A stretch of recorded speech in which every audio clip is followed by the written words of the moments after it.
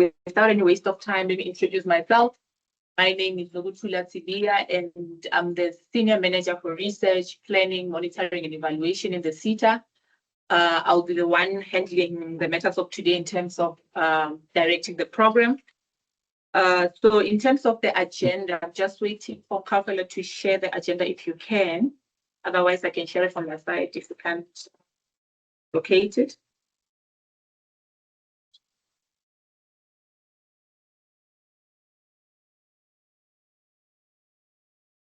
Find it. So in terms of the agenda, okay, yeah, thank you. So in terms of the agenda, we will have the General Manager Operations, Mr. Snayam Giti, giving us the opening and welcome, and then hand it over back to me for the introductions in terms of the people that are in the room and those that are online, just for us to understand who we are talking to today. Our aim is to have all chambers represented in this meeting, and that's what we tried to achieve for this meeting. And then from there, I will talk to the purpose of today. Why are we having this workshop? And then from there, we will break for 10 minutes. I will humbly plead with the stakeholders that please come back after the break because that's where the crux of the matters will take place. From 10:50, where we'll be talking about the sector skills plan validation. It will be taken by Nkauhelo, which he will take you through the various chapters that we'll be presenting related to the sector skills plan. And then from there, we'll also be proactive in terms of what we'll be doing.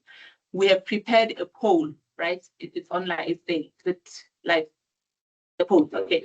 Okay, yes, we have prepared a poll for the various chapters where we are checking online. We've got 50 attendees online. We will be expecting the responses to be around that number, including the stakeholders that we have in the room. So it will be, if you're in the meeting, we just select what best represents your sector. And the reason why we're doing that, it forms part of our validation in terms of what's sitting in our sector skills plan. And it also assists us in terms of the strategy that the Seta wants to take. So we are really pleading that please be proactive in this session and assist us in terms of the information that we're trying to gather. Then Ms. Makatseng Mbume will do the closing and the remarks of this particular session. We are planning to finish at 1 o'clock, God willing. Hopefully we will finish at 1 for this session. All right, in terms of the agenda now, I'll hand over to the General Manager, unless if there are any other additional inputs pertaining to the sector skills plan that the members feel that we should include in the agenda. I want to communicate at 15 minutes each one, but 20 minutes each one, because some house rules to me. Okay, apologies for that. If I can ask that, can all stakeholders please mute? If needing to talk, you can raise your hand and then you shall be allowed now to engage. If I can please that so that our meeting can be more proactive and productive. Thank you. GM, over to you. Thanks, Program Director. Good morning, stakeholders, colleagues, and all the partners who have joined us today as Foodbev sector.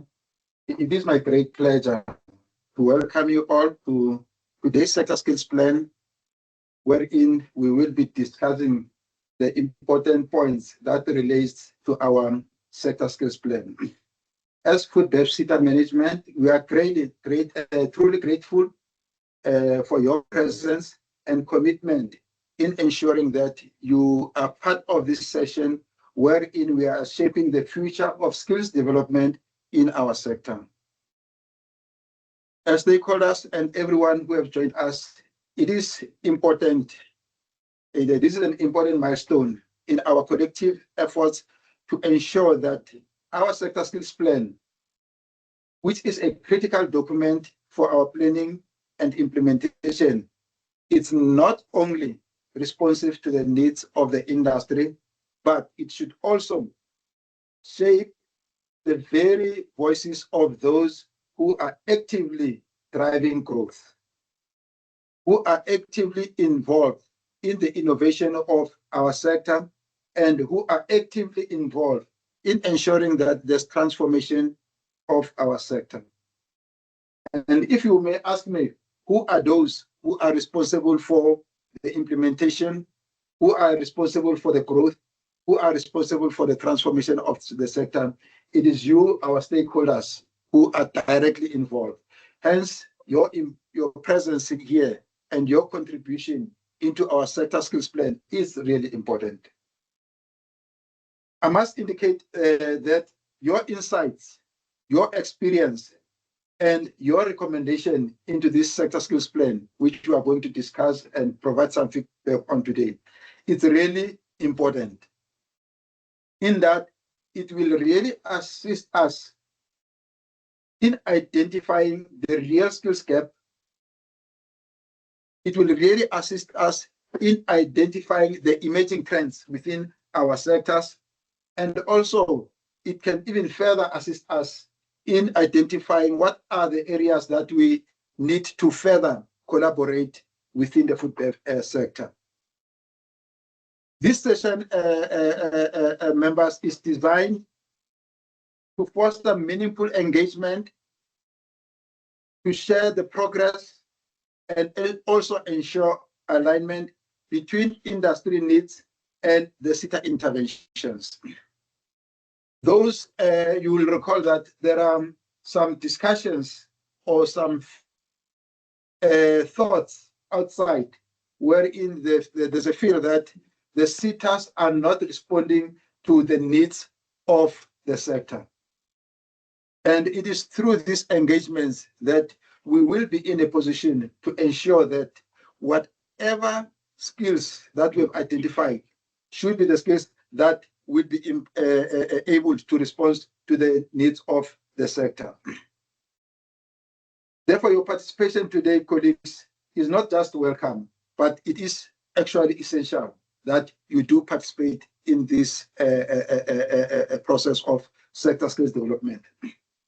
On behalf of management, I would further like to extend our sincere thanks to all our stakeholders, our employers, our training providers, as well as our professional bodies for taking time off your busy schedule and making sure that you join us in ensuring that the discussions of today produce a quality document which informs our sector, because without a sector skills plan, or if the sector skills plan does not address the needs of our industry, then we will be implementing skills that are not relevant to the sector. So it is important that at the end of this session, or the document that we will be coming up with, it ensures that it addresses the skills of our sector. We need to make sure that there's no mismatch in respect of whatever we are driving as a Seta, and in relation to what you as stakeholders, what our industry is looking forward to. So let us use this platform, ladies and gentlemen, to engage openly and have challenging challenges should be there, but whatever challenges that we are experiencing, everything we should make sure that it is collaborative and it is purposeful in respect or in ensuring that our sector skills plan provide a greater impact, and it is inclusive in respect of what is required in our sector. Once again, on behalf of food management, Foodbev Seta management and leadership, I welcome you all, and I look forward to a productive and enriching session.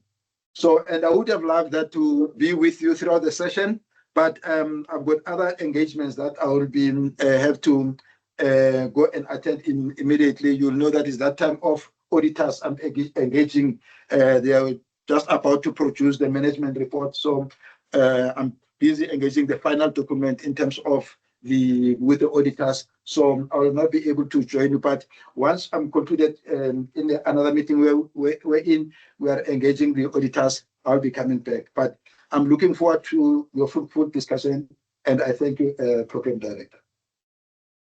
Thank you so much, Mr. Mkiti, for that opening. I think you did some of my work in terms of the purpose, but we appreciate that. Yeah, a round of introduction for 53 attendees. Yeah. But I must just acknowledge that we do have some stakeholders, Mr. Ngiti, that are joining us physically in the room. We felt that this year we wanted to do a little bit different. The session has always been online, and for this year, it's just bringing some of the stakeholders that were available to meet with us, because we understand that everyone is busy. As much as we are busy with audits and other organizations, similar thing is happening. So we do have some stakeholders that are joining us online, and maybe we'll ask them to introduce themselves. And then the ones that are online, the physical ones, the ones that are online, they can just introduce themselves by just typing in the chat, so that we know who we're talking to, and we try to simulate the real world as much as we can to the physical one as well. So maybe we'll start with the gentleman there at the corner. My favorite people from NutriFeeds, they will introduce themselves before Mr. Ngiti exits the room. Good morning, my name is Adrian Hubert. I'm the senior HR practitioner for NutriFeeds.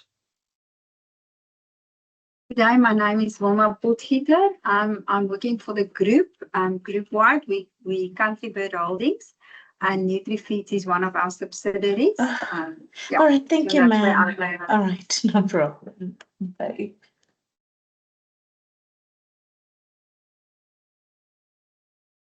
Thanks. Good morning once more. My name is Nayam Ketin. I'm the general manager at Foodbev, Seta, responsible for operations. Thank you. Sorry, Mr. Ngiti, 1 second. Colleagues, Mapulu, we're gonna mute you, unfortunately. Can we just kindly ask that all the stakeholders that are joining us online to mute their microphones? Thank you very much. Okay. Yeah, I see the stakeholders are already introducing themselves online. We appreciate that. Yeah, we'll welcome them. Yeah, once more, my name is Chula Sibia, and I'm the Senior Manager for Research, Planning, Monitoring and Evaluation at Foodbev Seta. Okay. Morning, everyone. I am Singisa Majeza. I'm the LD Programs and Projects Manager at Premier FMCG. Good morning, everybody. My name is Edison Komiti. I'm the Talent Management Director at IPSICO. Morning, everyone. My name is Faith Nachake. I'm from Crown Food Group. I'm the Managing and Development Manager there.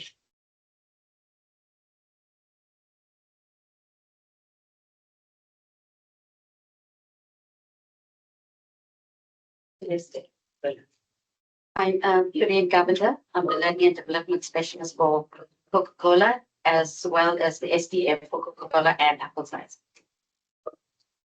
Morning, I'm Popo Momishala, working in the research division of the station.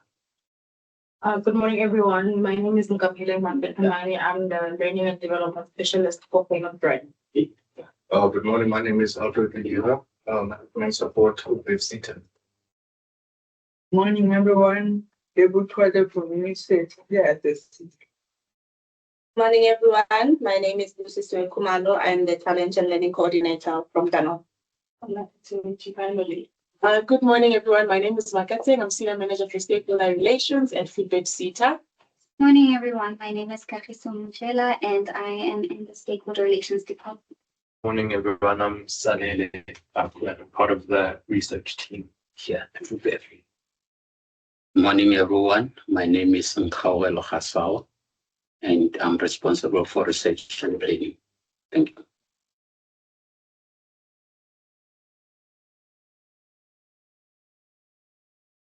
Thank you so much for the introductions. I see the online stakeholders introducing themselves, but I've just took a very glance. Mr. Peter, I can see that our stakeholders are well represented in terms of the various subsectors.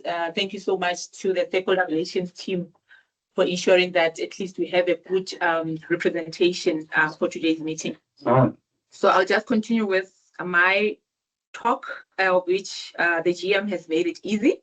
I'm due to just present in terms of the purpose of today's meeting. Let me see if it's not showing a slideshow. Just a second.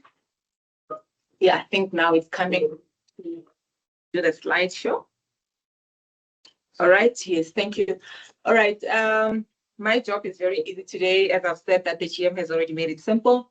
I'm just going to talk about what is the purpose of today's meeting. And today's session, People have been introducing themselves, yeah, okay. Yeah, but I think we'll just proceed. Yeah, we'll just just proceed. Yeah, but we have noted your introductions, stakeholders, and we truly appreciate that. So in terms of Foodbev Seta, we have a new vision. Our vision speaks to a skilled and employable society. We have now developed a new strategic plan for the coming 5 years, which is from 2025 until 2030. That particular, you think they can still hear me? I hope so. Can members hear me? Yes, I hear them. Okay, Yes, thank we you. can. No, yes, perfect. All right, we have developed a new strategic plan, and in that we have also revised our vision, which is a skilled and employable society. What we did also, we didn't change our mission and Seta mandate. And then what we also added for those that attended our AGM would know that we also have a payoff line which speaks to empower, innovate, and elevate. Yeah. So in terms of the purpose of today's meeting, we are validating our sector skills plan. What I can say is that previously we used to do it through a chamber meeting. However, currently we do not have chambers. Due to that, we are yet to appoint the new board for the Seta, and chambers, if those who sat in chambers would know that, are chaired by members of the board and become chairpersons of the chambers. So once that is done, then we will start now, continue with our chambers. But we saw that this year, let's do it different in terms of how we do our sector skills validation. Let's have this engagement with our stakeholders where it is specifically, the meeting specifically is set just to talk about the SSP.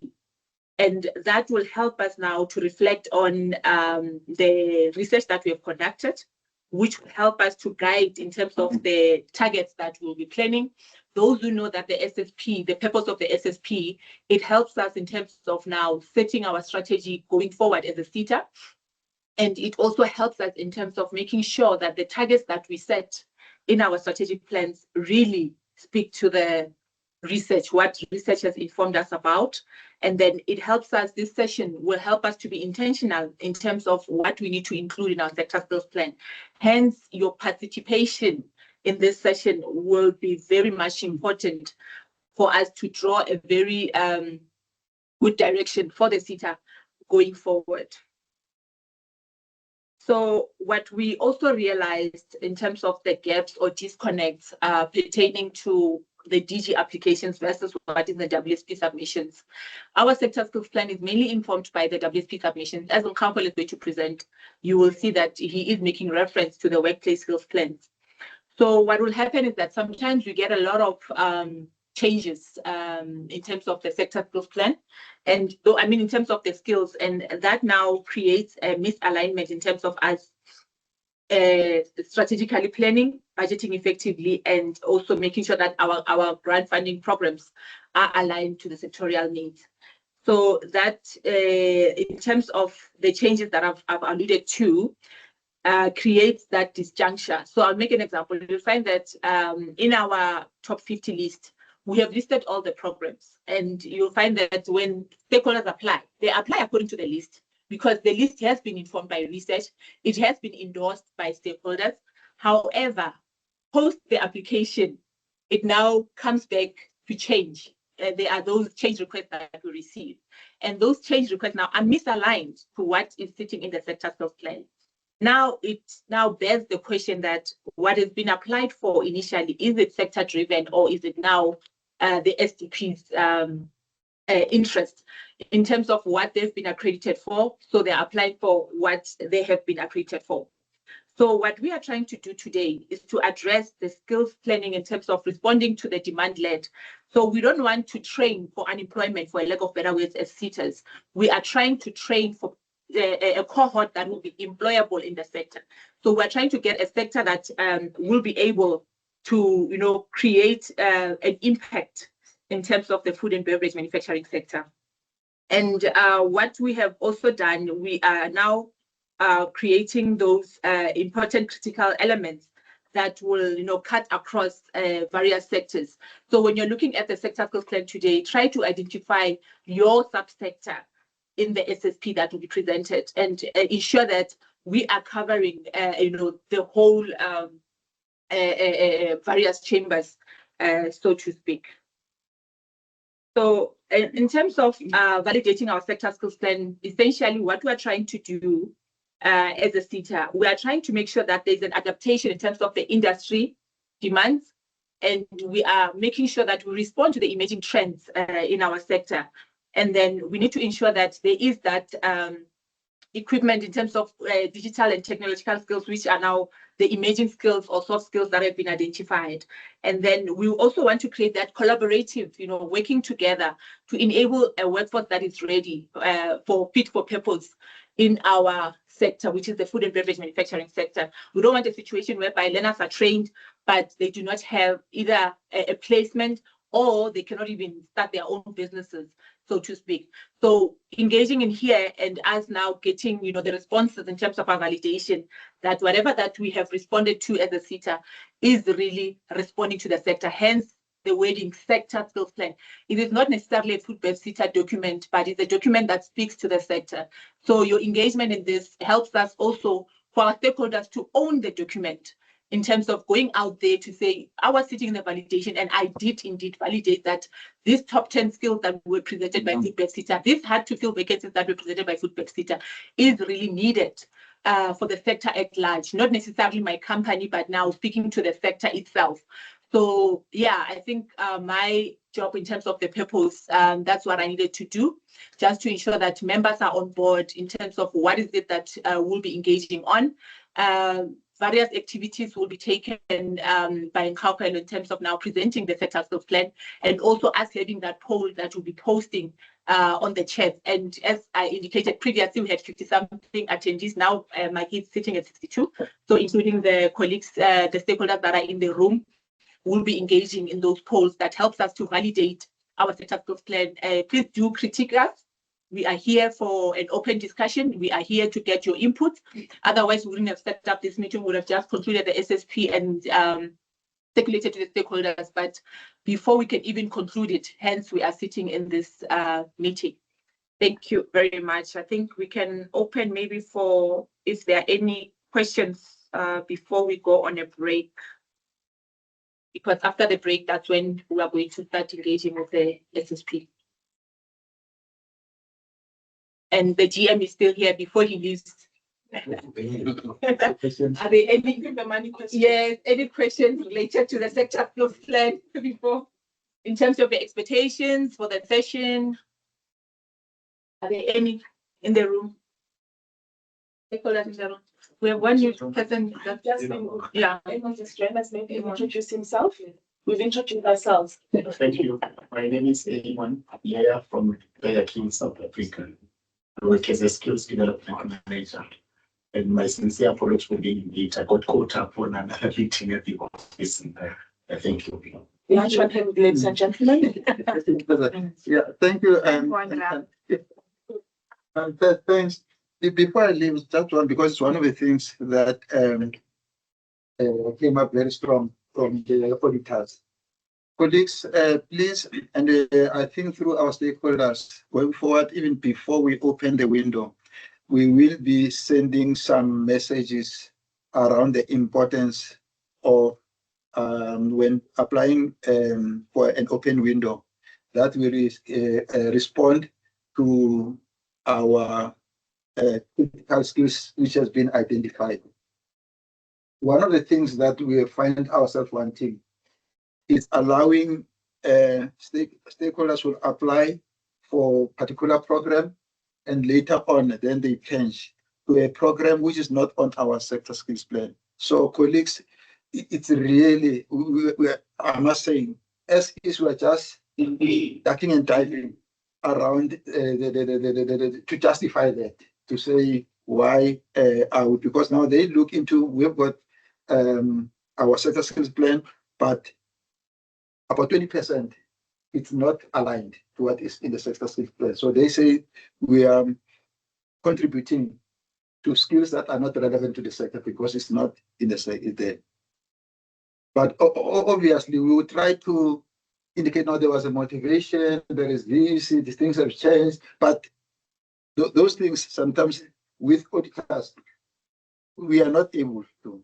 And like I've indicated in my opening, there's been some criticisms of the Setas to say they are. So when they look at this, remember, auditors will now fit to Parliament to say Setas are producing skills which are not relevant, and it's informed because they have checked what our SSP say and what we have responded to. So I'm just saying, this document, let's make sure that it is a true reflection of the skills that are required in the sector. It's very important. And I'm just emphasizing this to say to everyone, and the fact that I'm saying that we will be sending messages to emphasize the importance of applying for skills that are relevant to the sector, because going forward, one of the key determining factors, we've been rigid, but not to that extent. But going forward, if an entity applies for the skills or for the programs which are not aligned our SSP, we will definitely not consider it. So I'm just making that emphasis to say, let's make a clear analysis of what our sector is looking for. And once we have applied, I think even administratively, we spend much of the time dealing with change requests. Sorry, can I just say something? I'm not sure if I'm jumping the gun here, but in relation to the misaligned and the change requests, sometimes it's informed by the numbers that we get on DG, because you would find that you've applied for a certain number and then you get maybe the lowest number. It's highly impossible to run a program maybe with 5 people. So now you have to consider that as well and start changing. Can I please also say something? So famous brands, for us, it's really challenging to work around it. So the problem that we have is we have the company is divided into different units. So we have the manufacturing unit, logistics, franchising, and retail, which is the bulk of our numbers come from manufacturing, yes.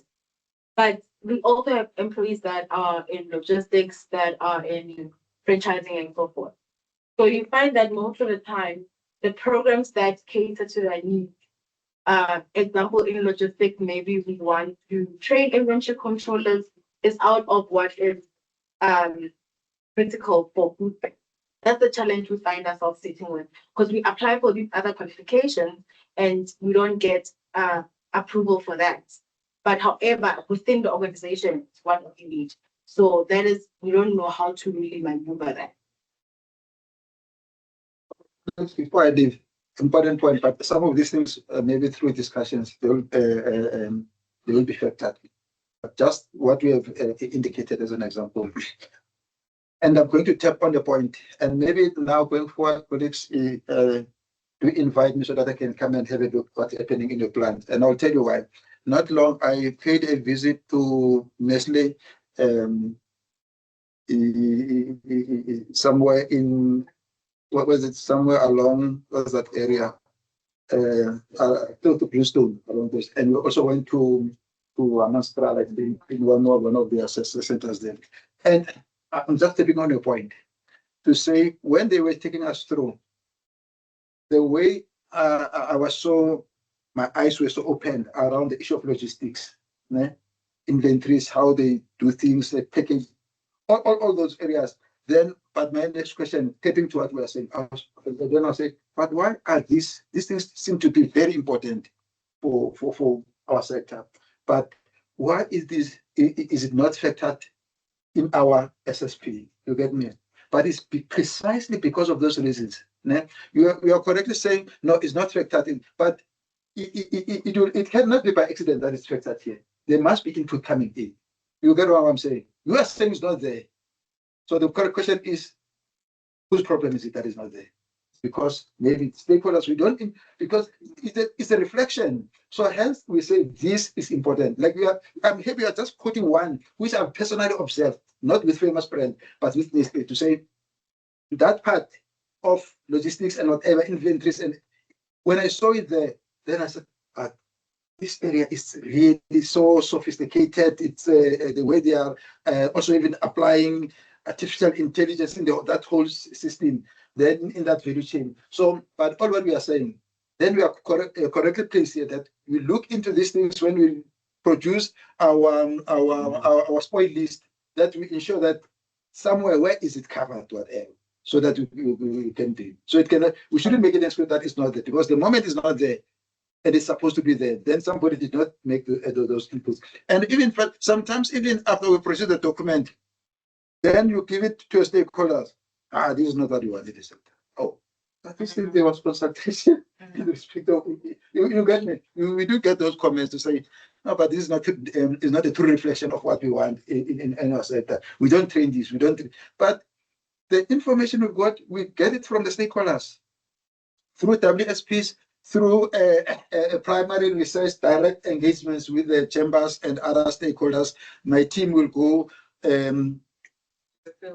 build whatever and get what is required. But correctly, so please, now let's make sure that what we've got in our sector skills plan is the true reflection of what our sector is looking for. But other than that, honestly, we will be very rigid when coming to those areas. But I don't want to respond to at this stage to the issue of numbers, but there is also a strong rationale behind it. As Foodbev Seta, amongst the other things, you will note that we are one of the Setas having this background of maybe this environment. We are one of the Setas wherein we are very considerate in terms of trying to make sure that all our stakeholders in this small cake, they do get something, whatever, but which affects, of course, some of our stakeholders in terms of implementation, which I agree with you. But given the kit in terms of the budget, which we'll be having, we find ourselves being pushed to do this limited and the numbers. But yes, what you are saying, and they're not only you, we've got, I think the office of the senior manager has got more than 30 appeals, which we have not even finalized now to say they appeal. And all the reasons are correct to say this one we cannot implement, we'd like to get more numbers, and you get, but with what you've got, unfortunately, you can't. So and the good thing is that we've got the formulas that we are using. We will have the formula related to the allocation of large companies, medium companies, small companies, NGOs, whatever. So these things become somewhat, it's not even the question of thumbs up. Okay, I think give Coca-Cola 50, I think give Famous Brand for this one, whatever. No, that thing, we populate the formula and there is now to say what formula we're going to use for our large companies, for what formula we're going to use, informed by, for instance, the size of the company, successful implementation, informed by quite a number of things in terms of how we do it. Then automatically it populates those numbers, and then we just validate it. And so I just wanted to give a more, because to someone it will be like they give me, but it's within a certain bracket that you were allocated as those. But it's not the point for discussion now, just flagging on. Thanks, colleagues. Can I be? I really want to be part of this discussion, but I'm just trying to assist the organization, the HDs. Yeah. No, thanks, colleagues. Thank you so much. Mr. Kitty. Yeah. All right. It's now 10:40. Can we take a 10-minute break, and exactly 10:50 we'll be back now to discuss the serious matters of the day. And I think already the floor has raised concerns regarding that misalignment that we're discussing. Let's try and find each other in terms of now bringing that alignment, so that when we now produce that mandatory list, which is the top 50 list that we'll be producing, you should not be able to apply for the necessary training, because as a Seta, we are mandated to ensure that we facilitate the correct training for the industry as well. So that engagement is very important. Please, stakeholders, 10 minutes break, and let's be back at 10:50. Thank you.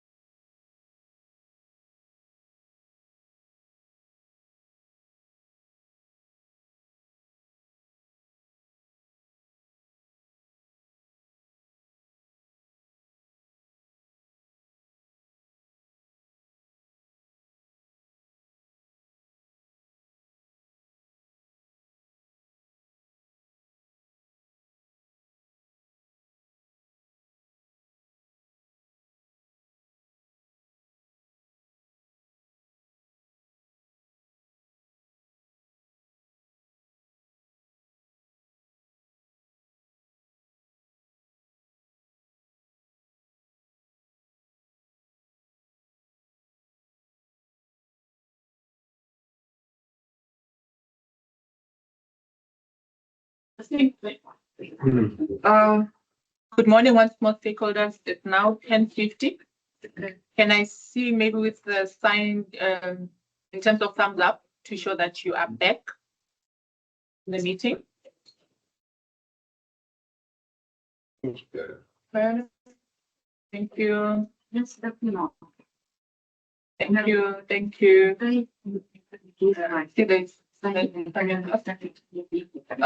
Richard, is that a confirmation that you are back, or you're raising a hand to ask the question? That's a confirmation that I'm back.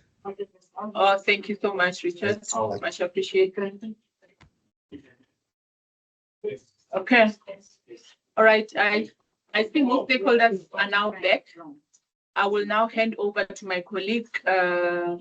Nkapelo Kasavo, who will be now taking you through the sector skills plan. Richard, your hand is still up. Perhaps you can take it down.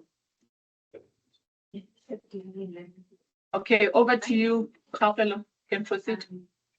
All right. Thank you so much, Chairperson. And good morning once more, colleagues. My name is Nkapelo Kasavo, also known as KG. So I'll be presenting the sector skills plan for the financial year 2026-2027. Then please feel free to engage and ask questions so that we can have a well-developed document at the end. So in my presentation, I will cover the following. The first one will be the journey map for SSP development, which basically is to just take you through the process of developing this SSP. And then it will be a research process and methods. And then our SSP is divided into 6 chapters. The first one is sector profile. The second one is speaking to key skills change drivers. And chapter 3 is speaking to sectoral skills demand and supply analysis. And then we move to Seta partnerships, and then Seta M&E, which is monitoring and evaluation. And then we conclude with strategic skills priority from all these chapters. So without a waste of time, this is the journey we travel when we develop the SSP. So our journey is divided into 2 phases. The first one is where we develop the first draft. And in this regard, we conduct a literature review to understand the sector, whereby we analyze secondary data, analyze sector's performance, identify key change drivers, and also analyze skills demand and supply. And then we, under normal circumstances, if we have chambers, that's where we present to individual chamber meetings. And then we will also present to Foodbev Seta management, as well as governance and strategic committee. And lastly, we present to board. So once board approves our first draft, we submit it to DHET on the 15th of June every year. And then we wait for DHET feedback session. So normally they will set up the feedback session around July, and then we kickstart with phase 2 of this development. So during phase 2, we analyze WSP, ATR data to update labor market profiles, how to fill vacancies and skills gaps, as well as to develop the sectoral priority occupation intervention list, which is SPOIL. Then further, we also engage stakeholders to verify data, which is what we're doing today, part of it. So we engage stakeholders through various platforms. Sometimes we engage in the form of focus group discussions to understand the sector, the skills need in the sector. And then we also sometimes launch a survey. I'm quite sure some of you have already reserved it this year around January, February. And then we also do interviews and engagements with sector representatives and industry experts. So once we've done that, we update all the chapters and address comments from DHET, as well as incorporating feedback from stakeholder engagements. And then we kickstart with the process of presenting to various platforms, which is combined chambers. And then we present to Foodbev Seta management, governance and strategic committee, as well as board for approval. Then once that has been done, we submit to DHET on the 31st of August. So previously we were submitting on the 1st of August, but then they have reviewed the submission date and changed it to 31st of August so that from the time we get feedback, we can have enough time to address their inputs and comments.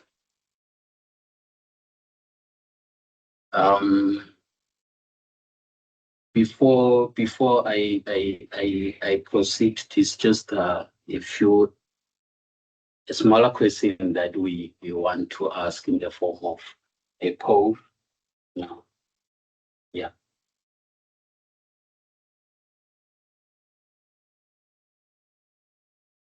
So, Carissa, can you read the question for us?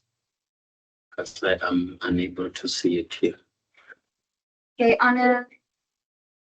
the poll question is, on a scale of 1 to 3, please rate your level of proficiency with regards to the SSP. So in the middle, you'll notice that it doesn't say anything, but that's the average, so it's neutral. Thank you.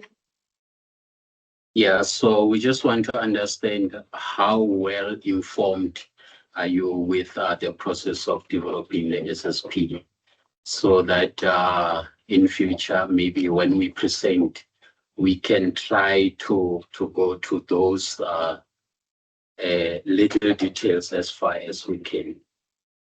And how many minutes are we giving the stakeholders to respond? No, they can respond while I'm continuing with the presentation.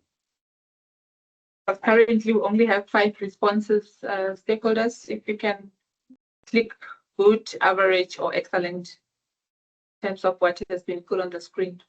Those who cannot see this question on the screen, is there in their chats. Stay in the chat, yeah. Those who can see it on the screen, it's stay in the chats. So you just go into the chat and say view poll, then you are able to.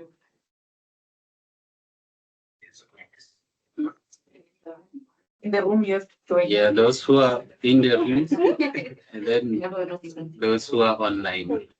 Then you. Can you assist those who are in the room to join the meeting? Okay. We have to assist them here. It says some chat is turned off.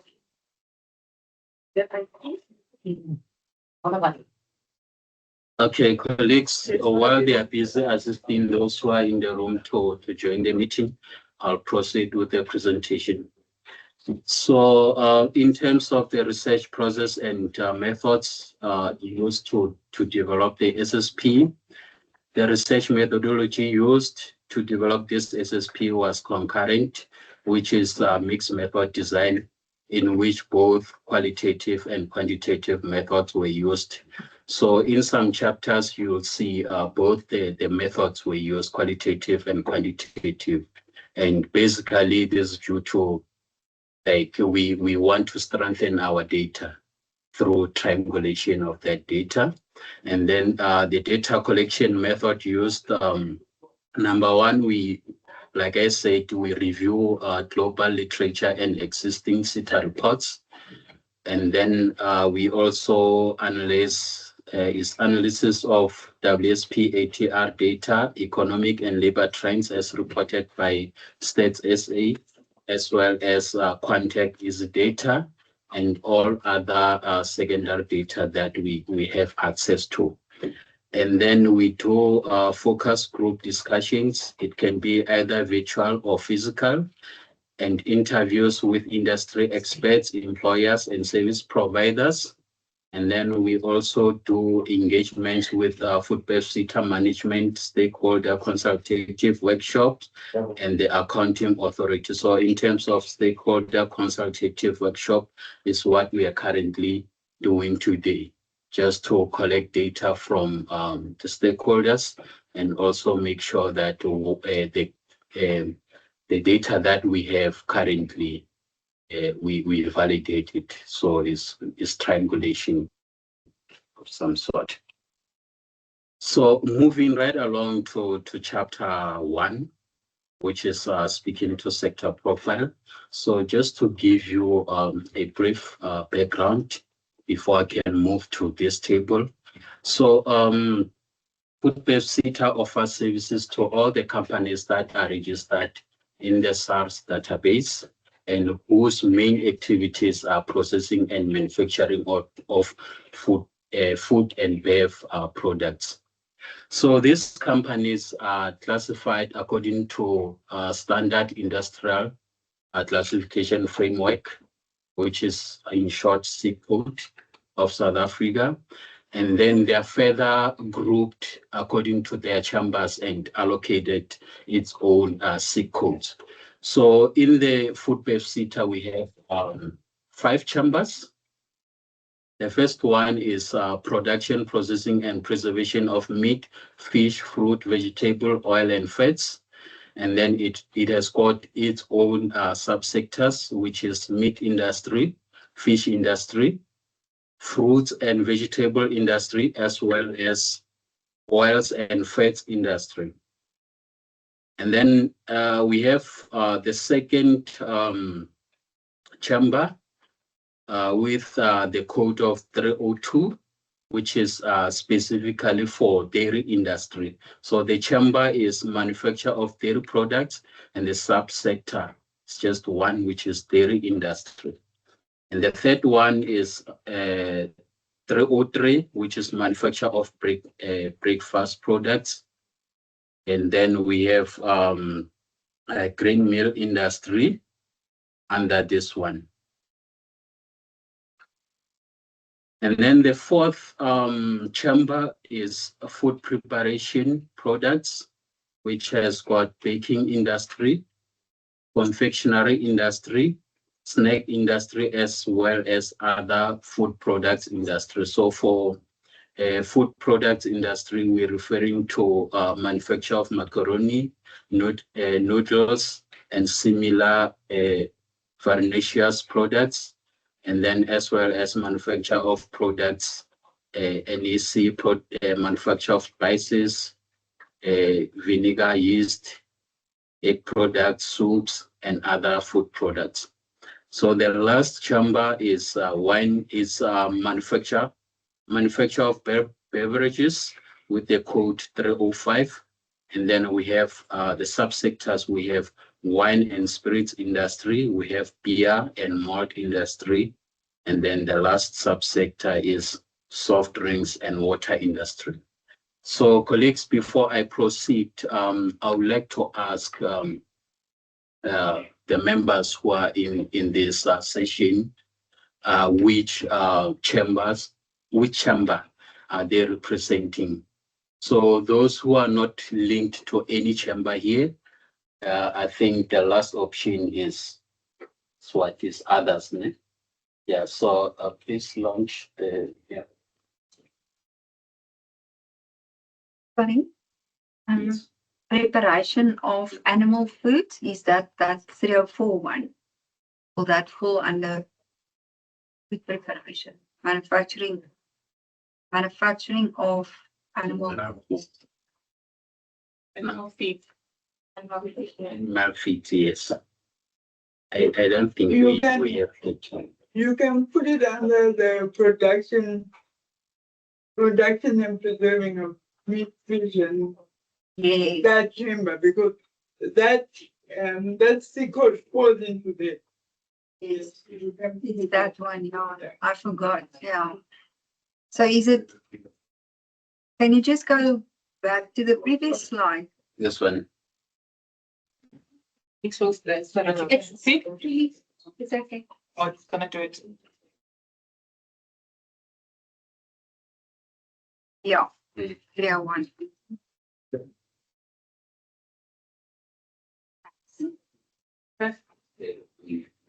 Okay, the previous poll, I have 29 responses.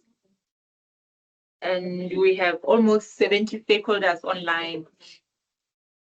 Those who are struggling to access the poll, I had tried to repost it to indicate that use the above poll.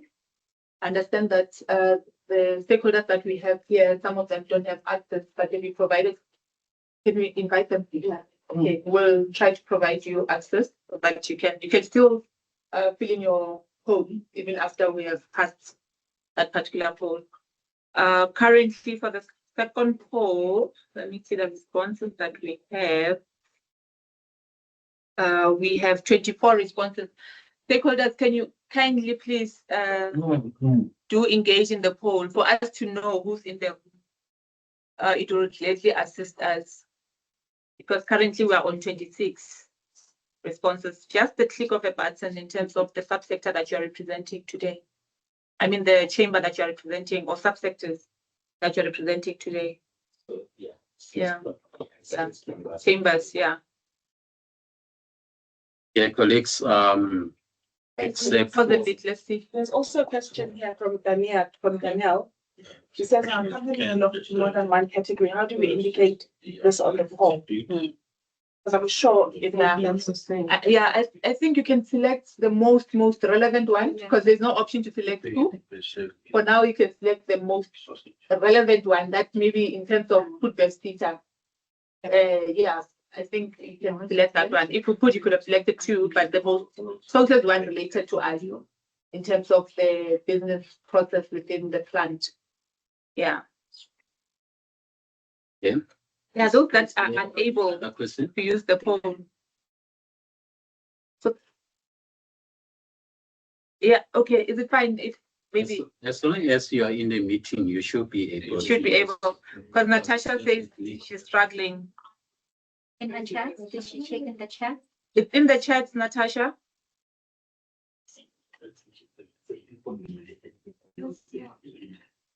And then those belonging to more than one, you can subsequently select the one closest to you. Yeah, the numbers are increasing, so you can proceed. We'll revisit. Okay, if there's not any other question, let me proceed.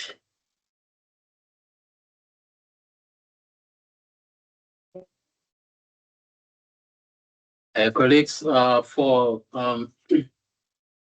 chapter 1, we start with the analysis of the sector's performance, which is the economic performance, which understandably so will influence the labor profile markets and others.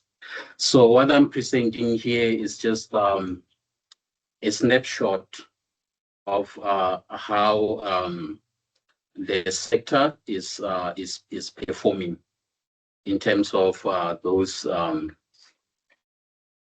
factors that we have put in this figure.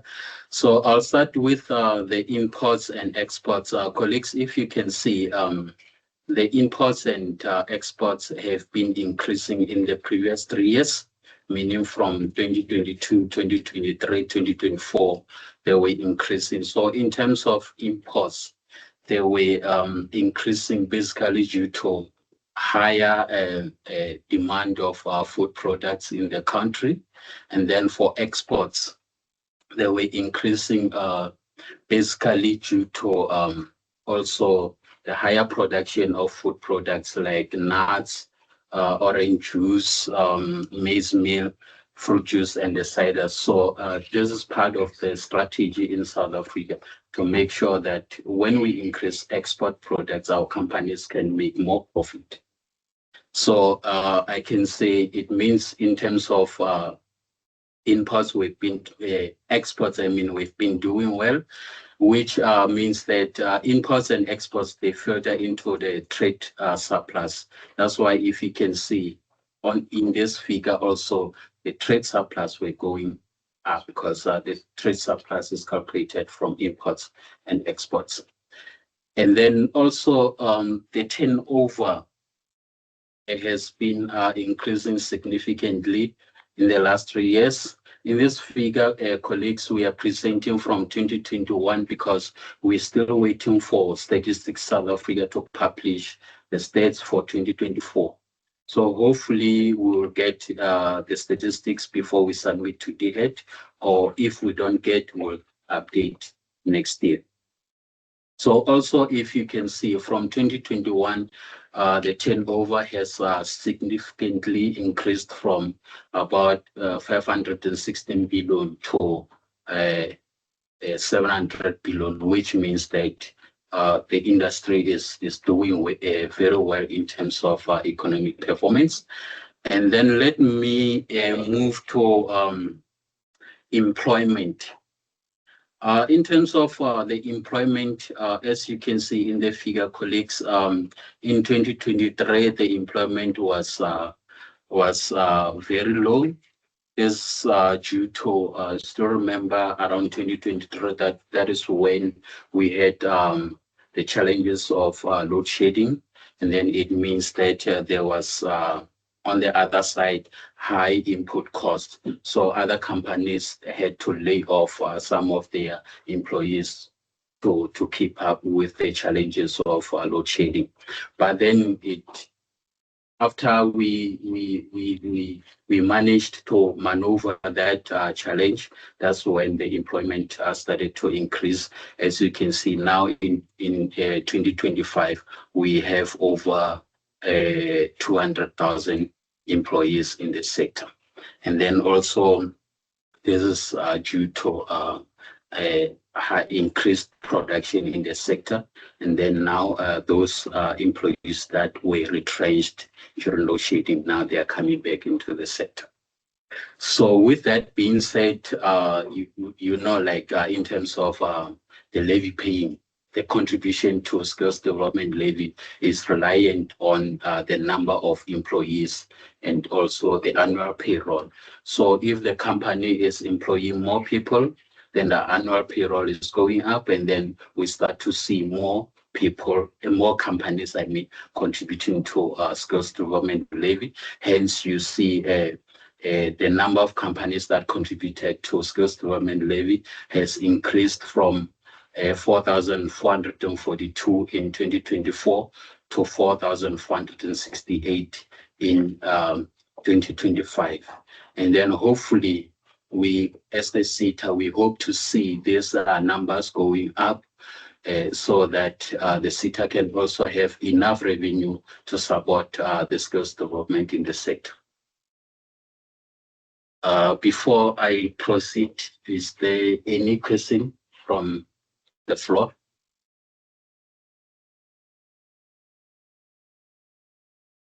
Okay. So also part of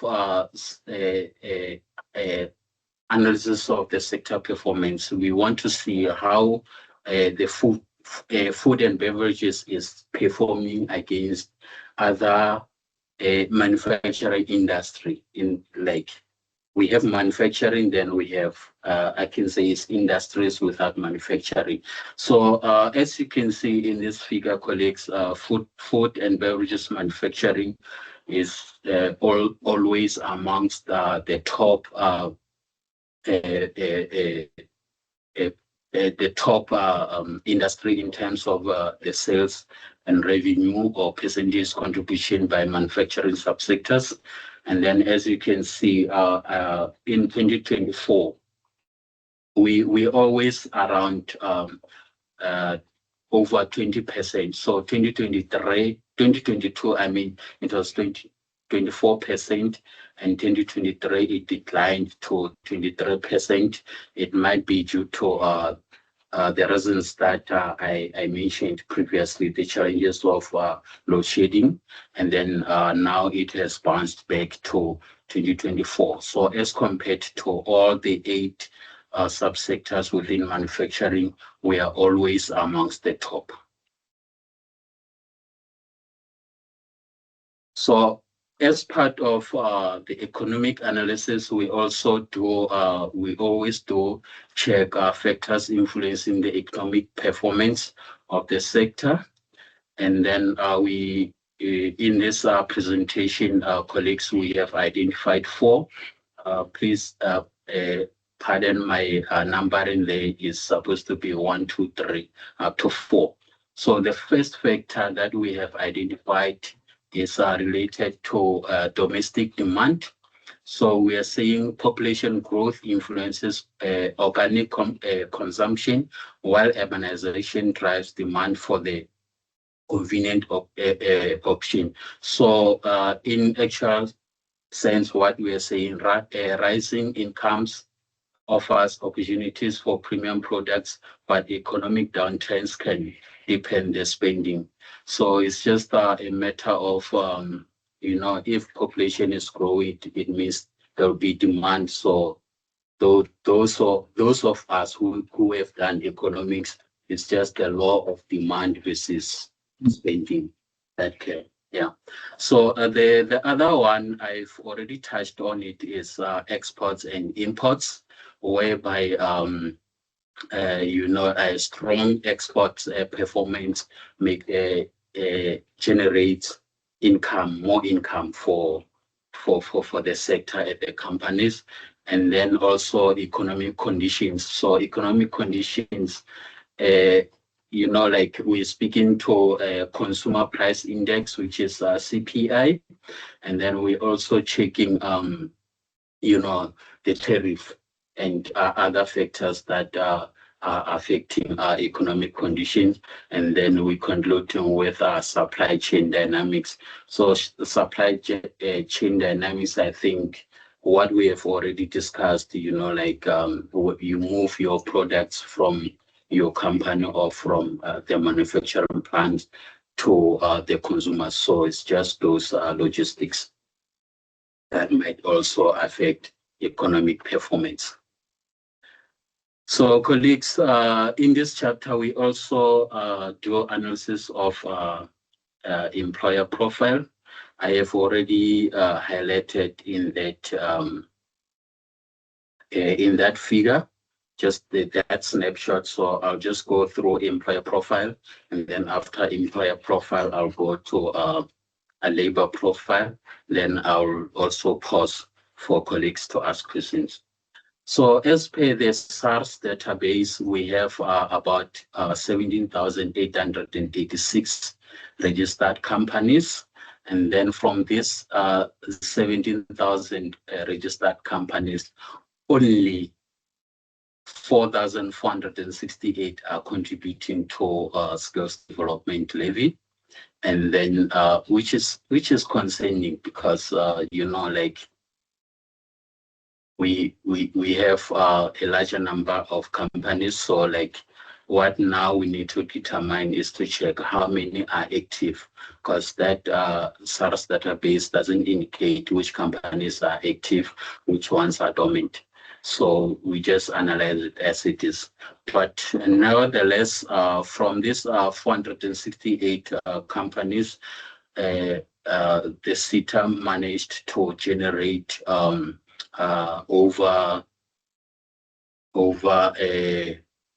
547,000 million. And then there's companies that are contributing towards skills development levy. Most of them, they are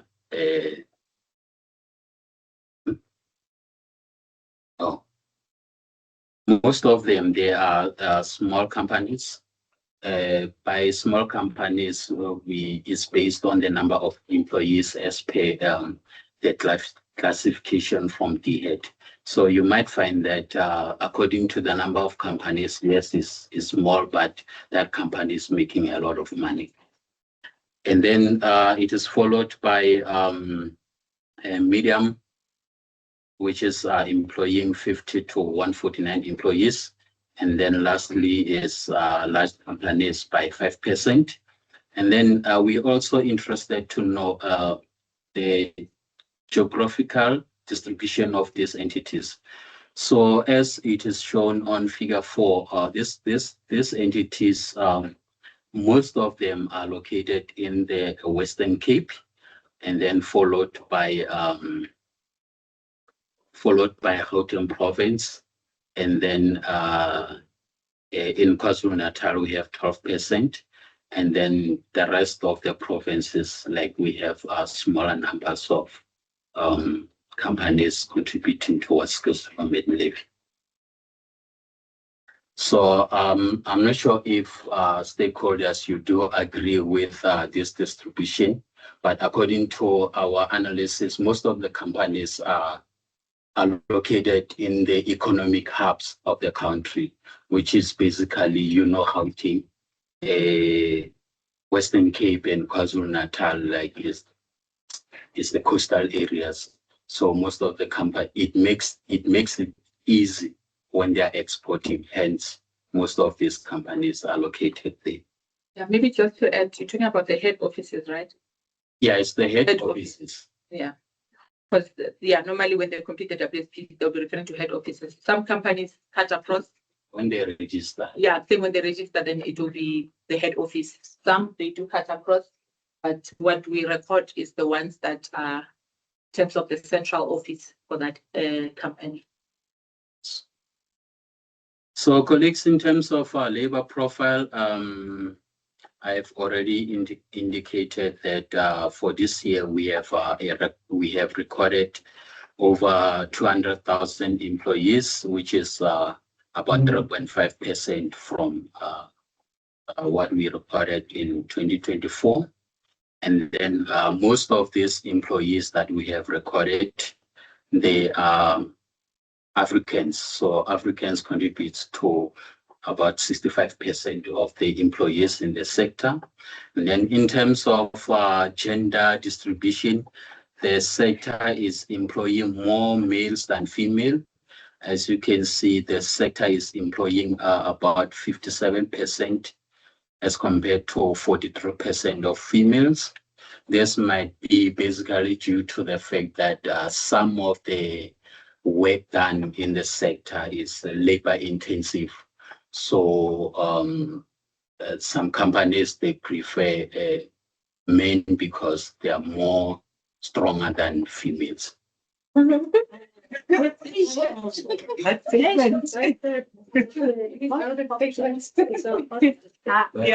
I do acknowledge that now, like it's 50-50. So what do you mean? Yeah, I think over time things we have seen a shift in terms of the gender disparity, whereby now there is more technological, in terms of companies are more technological, so they do employ also females. Hence, you are saying now there is a shift because over the past years, if you can check, like the sector was employing about 65% males as compared to females. Now, like the trend is changing. So in terms of age of these employees, the sector is employing employees who are below 35. Most of them, they are below 45, as you can see, is 40%. No, I'm wrong. So most of the employees are between 35 and 55, which is 52, and then it's followed by less than 35, which is 40%, and over 55 is around 8%. And then also the geographic distribution of these employees, it aligns to what I presented previously. So as I've indicated, most of the companies are dominating in these 3 provinces, which is Gauteng, Western Cape, and KwaZulu-Natal. Also, the distribution of employees is corresponding with what I presented previously. So as we can see, colleagues, in Gauteng, we have 35% of employees, followed by Western Cape, and then 13% in KwaZulu-Natal. and then the remaining 22% is distributed in other provinces.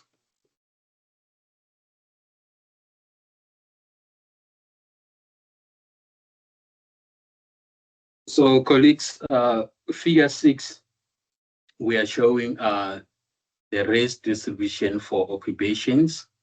So also like, as you can see, as I've already indicated, in terms of race, the sector is employing more Africans.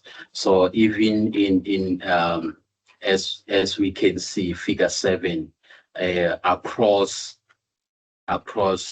all these occupational groups, starting from technician and associate positions to clerical support workers, Africans are dominating. You see 67, 70%, 83 in service and sales worker. And then in professionals, which you see is 57, and until the lower level position, which is clerical support workers, is 61. And then that's the end of chapter 1, colleagues. I'll open the floor for comments, questions, or inputs.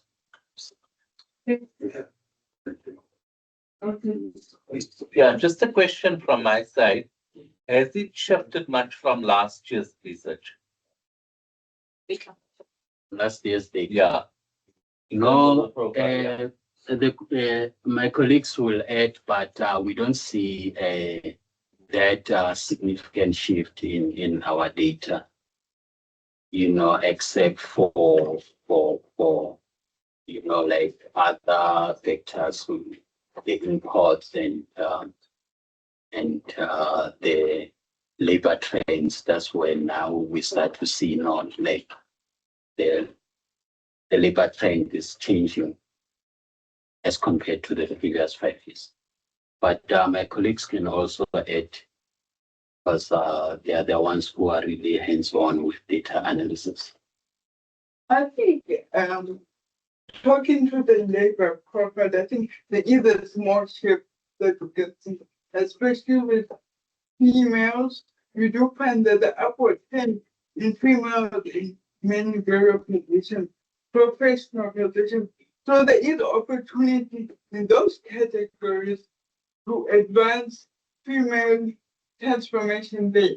As he indicated that females are still lagging behind, but in terms of where you might see a shift for females is in those professional categories. And with regard to transformation overall, the sectors do actually quite well.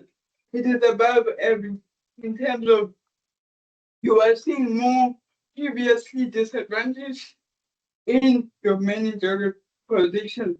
The difference is not much. I think between the Africans, between male and female Africans, there's a 2% difference within managerial. It's only this year where you see white females drop in the managerial position compared to the male figures, but it's only this year. But the other years it remained consistent. So this year it may be that there were more resignations, but not that there's a significant shift within those things. But in terms of transformation, the sector is there.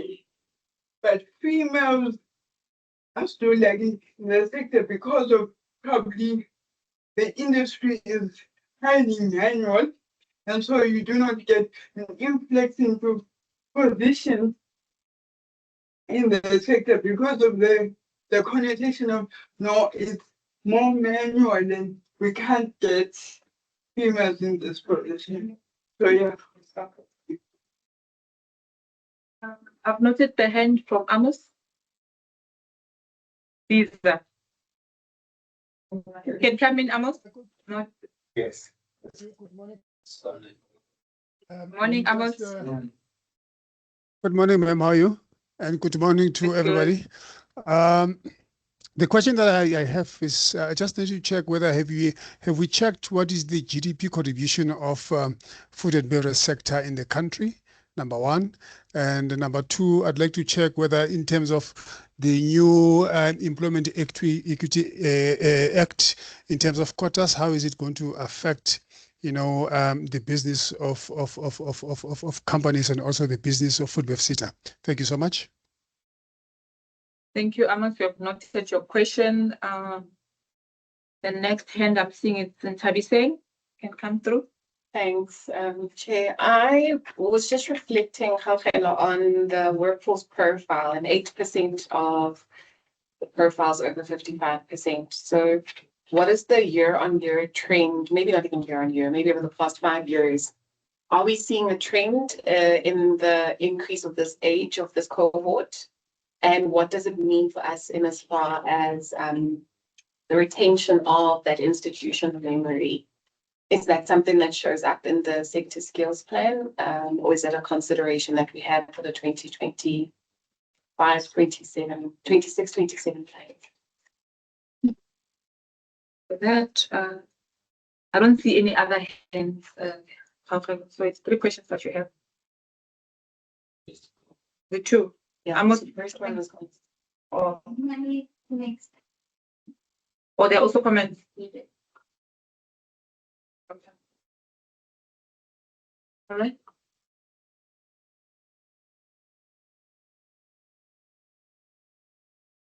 Okay. The first one, it was from Amnesty. I think he was asking about the GDP contribution of the food sector.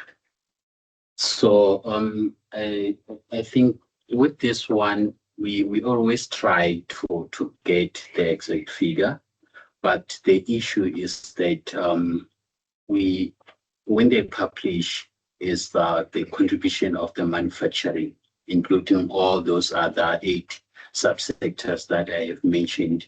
So it's we try to present in the document the percentage is there, but it's not really speaking to Foodbev Seta alone. It's speaking to manufacturing industry, including all those other subsectors that I have mentioned. Level you can add if I'm missing something. Then manufacturing sector as a whole contributes 14% GDP, but there is no disaggregated data on what the actual sector contributes. But in terms of looking at averages, we do contribute high to the manufacturing profile. But in terms of in relation to GDP, that information is not there. But we are the top contributors within the manufacturing space. Yeah. Okay, and then the trend in terms of age year-on-year. No, I think the other one, it was speaking to the Equity Act. Second point. Oh, there's a point about UIF, no? I had the same thoughts almost about the employment equity. Oh, no. If I can take the employment equity, I have checked. So in terms of the new percentages with employment equity, we are as I mentioned before, that in terms of the previously disadvantaged, we are especially you can see with the professional and categories, the managerial categories, we are there. It's with regards to the female representation within the sector. That's where we fall short on. But if you take it from a general look, we are representing on that in terms of equity things. And just to touch on the age disparities, there hasn't been any shift in terms of the percentages in your older group. And I am not shifted by that, because you do find that this group is going into retirement. So you would have a smaller, you would have a smaller percentage in this group, but then it's a question of, is this group transferring skills back into your middle, your other group, your 35s to 55s, because that skills transfer is needed in terms of trying to continue on the practice of the sector. Otherwise, that skill is lost. So you do find that you may have problems within that group in terms of skills transfer and how these 35 to 55 are able to move in terms of career pathways, because maybe they're not having the sufficient skill transfer from your older categories.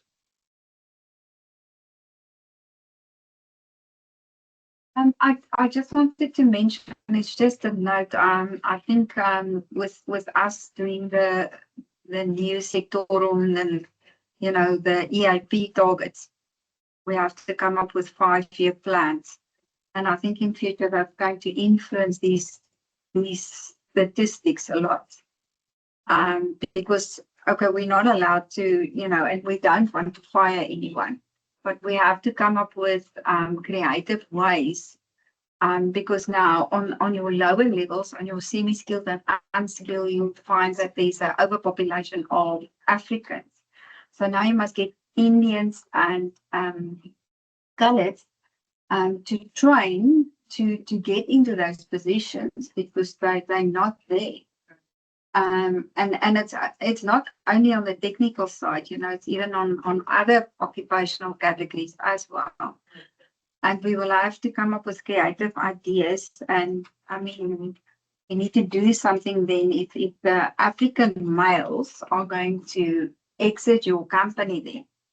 And this is a, you know, it's a countrywide sector target. So where are African males then going to get work if they are overpopulated on those bands? So we'll have to focus on like entrepreneurial skills a lot on those levels. I think that's my opinion. That's what's going to happen. Just to ask, these 5-year plans, when are they due? End of August. End of August. And who do you submit it to? Within the Department of Labor, yeah. Labor. For then the EAP. The EIP and the sectoral targets. Sectorial target. So each industry has got their own targets as well. Okay.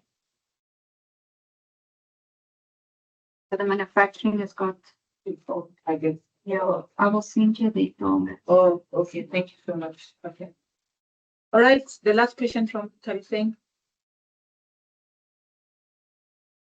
Oh, it was answered. Okay. I don't know what the question. No, thank you for that. I think you can proceed. I don't see any hands. Okay. I think there was a comment from Natasha. How many employees work within the dairy sector, baking sector, and meat sector?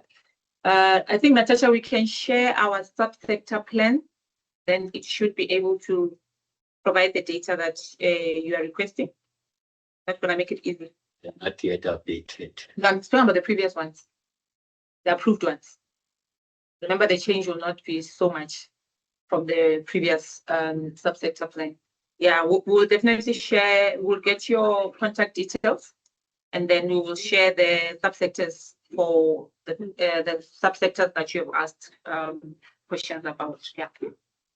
Okay, I think you can proceed, KJ. Yeah, colleagues, let me proceed to chapter 2. There's something that I forgot to mention. So when we develop the sector skills plan, we follow the framework, the SSP framework from the edge. So like some chapters, information, yes, we might have a lot of information, but according to the requirements of that framework, we're limited. So for chapter 2 is speaking to key skills change drivers in the sector. and then we are limited to present top 5 skills change drivers in the sector only. So we try by all means to make sure that what we're presenting in the SSP is really the top 5 skills change driver. Some of them you can see we tried to combine them so that we can make sure that we cater or we cover a larger scope. So colleagues, here is our top 5 skills change drivers. The first one being health and wellness. So just to give a brief explanation in terms of the health and wellness. So the consumers are becoming increasingly conscious in terms of what they eat or what they consume on day-to-day basis, which means that also the manufacturers have to be at the forefront of, they have to up their game in terms of producing food that they meet the standard required by the consumers. So consumers are increasingly seeking food and beverages that are free from artificial ingredients, preservatives, and additives. So you can see, colleagues, most of the consumers, when they are going to buy the food product, the first thing they look at is the nutritional information, which will also provide like what are the ingredients used, or like what's the nutritional value, or any allergens that are included in that. So now most of the people are conscious of that. And then to make sure that the companies or food manufacturers always remain relevant. So we're saying companies should utilize high frequency consumer data to anticipate shifts or trends in consumer preferences and drive innovation. So also, we are saying this will help them to remain competitive and produce food and beverages that can sustain lifestyle and provide optimal health benefits. So in terms of skills, yes, we now in terms of skills implication to remain relevant in terms of these consumer requirements, it means now the food manufacturers must invest in, for example, food scientists who will always make sure that the products that they are producing are relevant, is what the consumers are requiring. Also marketing, like, are they well distributed worldwide or internationally? Also research and development, such skills, And then change driver number 2 is advancements in technology. So the sector is rapidly integrating technology in manufacturing. So most of the companies are introducing robotics, they're automating the systems, like their blockchain now, data analysis is technology-wise. So they're doing that, number 1, to try to reduce waste, and also try to reduce employees, and also make sure that they limit errors in manufacturing, so that they make sure that the traceability is improved, for example, so that there are no instances whereby their products will be recalled in terms of maybe the allergens that are identified in those food produced. So with that being said, this may lead to a reduction in the number of full-time staff, as some job roles are phased out and resulting in a decline in total employment over time. But it might not really be a case, because if the sector now is automating the systems, but they are reskilling and upskilling people who are currently working there now to shift their skills from a manual way of doing things to maintenance of those, to like making sure that their day-to-day activities are integrated with what the machines are doing. They can still sustain those employees. For example, if you install a robot, there must be someone who will maintain that robot to make sure that everything is well calibrated, and then it is doing the job as it is expected to do. And then lastly, we are saying food and beverages manufacturers should be prepared to adapt their workforce planning and development strategies to align with future skills requirements. It's basically what I was trying to explain, to say you now upskill and reskill your employees to make sure that they are aligned with the future skills requirements. And then number 3 is environmental challenges and sustainability. So colleagues, here we tried to combine the two, which is environmental challenges and also sustainability.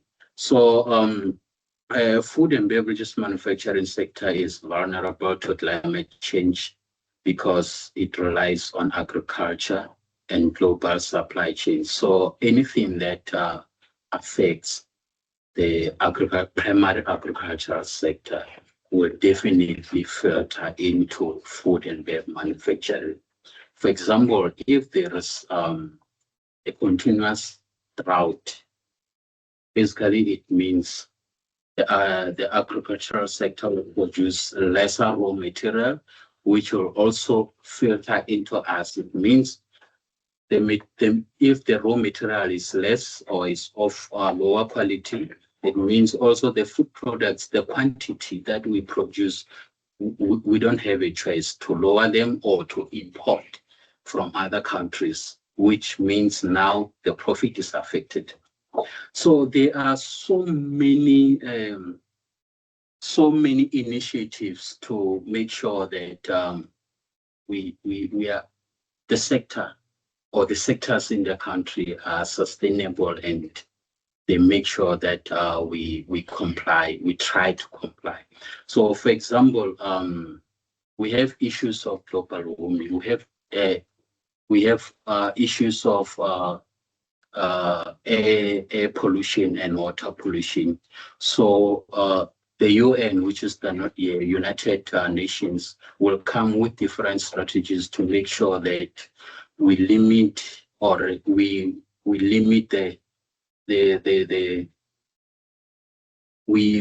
try to limit what will pollute the planet, and we produce food products in a way that is sustainable.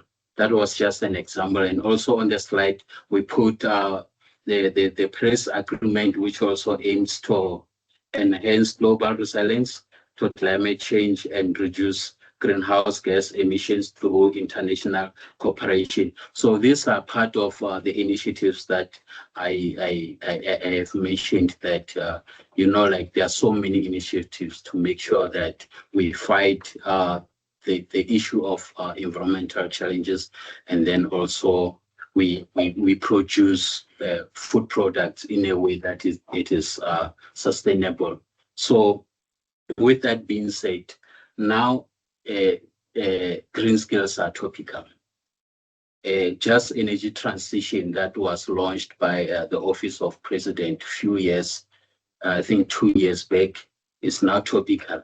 So those are some of the, like, when it comes to our sector, now we have to start thinking, are we aligning to those strategies? Are we aligning to those interventions? So in terms of skills implications, also we need to make sure that the sector, our employees, our employers, they align to when they train, they also put into consideration the sustainable or sustainability skills.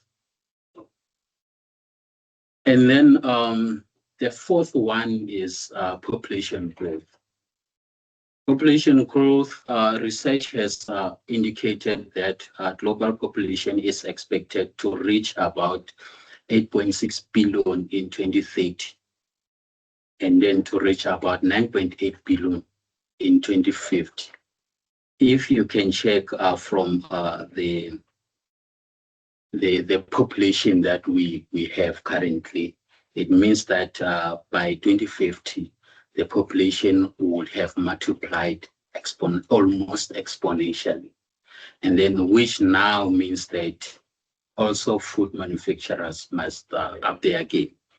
So this forecasted growth suggests that food productivity will need to increase by 70% in 2050.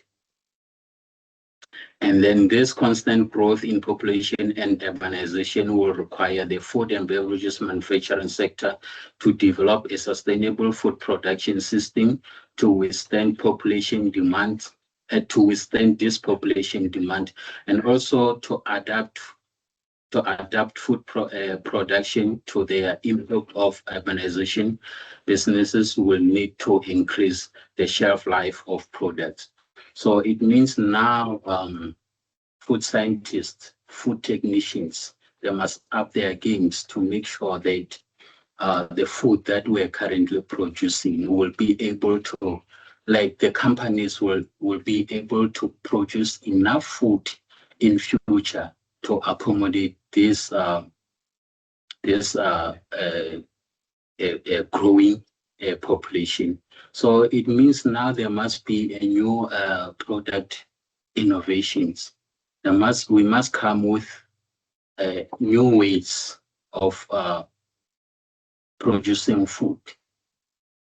And just to touch a little bit, what is worrisome is that now most of the farming land, like our CPAs, are converting them into residential land.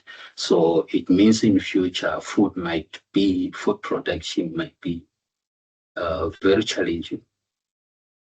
And then the last one is food safety and regulatory compliance. This one goes without a say in this sector. It's always a priority in most of it.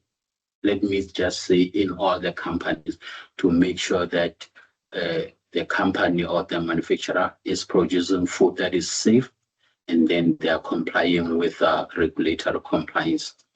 So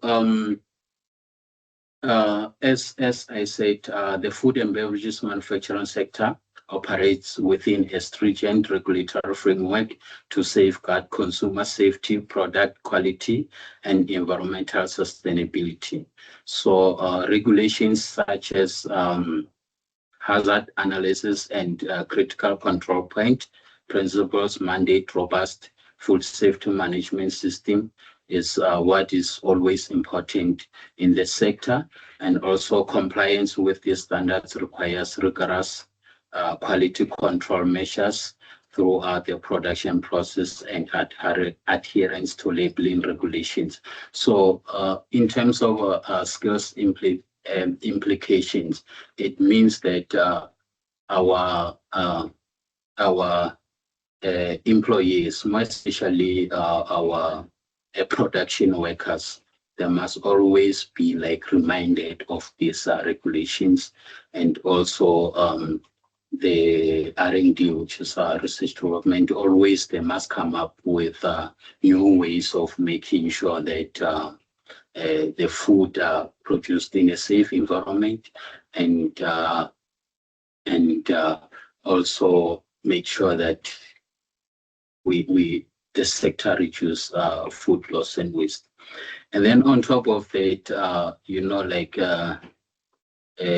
compliance, regulatory compliance can be a very serious matter in the sector.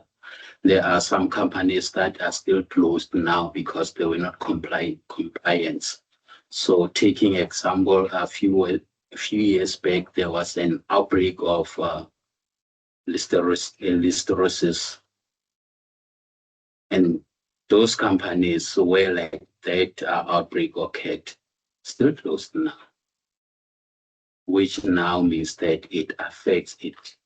Taking it back, it affects employment in the sector. So if that company was employing about 1,000 people, now those 1,000 people are unemployed. So colleagues, that is the top 5 change skills drivers that we have identified. I'll open the floor for discussion, comments, and inputs. Thank you, KG. Okay, we're going to launch another poll, and the question is, please confirm if the presented top 5 key skills change drivers are relevant to the sector. So you have 3 options. If either they are relevant, moderate, and not sure. Please bear in mind it's what was just presented now. Thank you. Yeah. While you're launching, there's a comment from Natasha indicating that the top 5 skill change drivers are relevant. However, they're not responding to the rural needs. That's what essentially what she's saying, that are we going to ignore them in terms of technological advances that are more in urban areas? So they're not responding to rural needs in terms of what? You can read the whole comment from Natasha.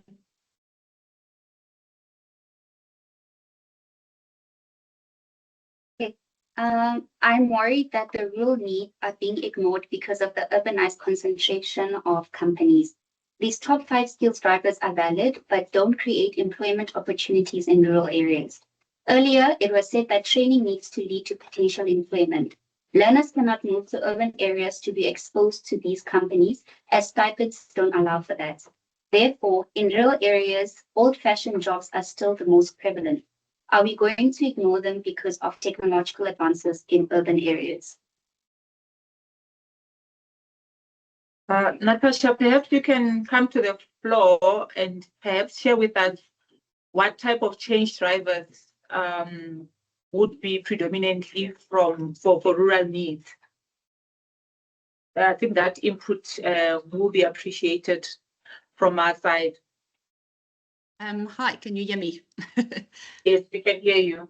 Okay, so for instance, let's take food safety and regulatory compliance. That is anywhere. So I'm going to take a silly example. A local spa, they produce bread, and so they've got a bakery, and food regulatory compliances apply there.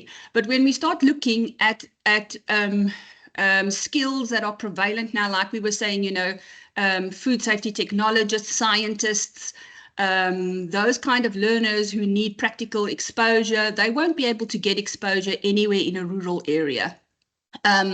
If we're looking at big data, future skills, you know, all the things that we looked at last year in the sector skills plan, many of those things that we looked at and all the jobs that were listed there and all the funding that was actually allocated to such a vast range of qualifications were not really very relevant to what the learners are doing in the rural areas, in businesses within the rural areas. So I do understand that, you know, there's technological advancements. And all I'm worried about is that obviously we're saying now this sector skills plan drives where the funding goes. So if the sector skill plan drives it towards all of this new technology, there's going to be no funds available for people within the rural area who will not be exposed to those kind of new technological skills.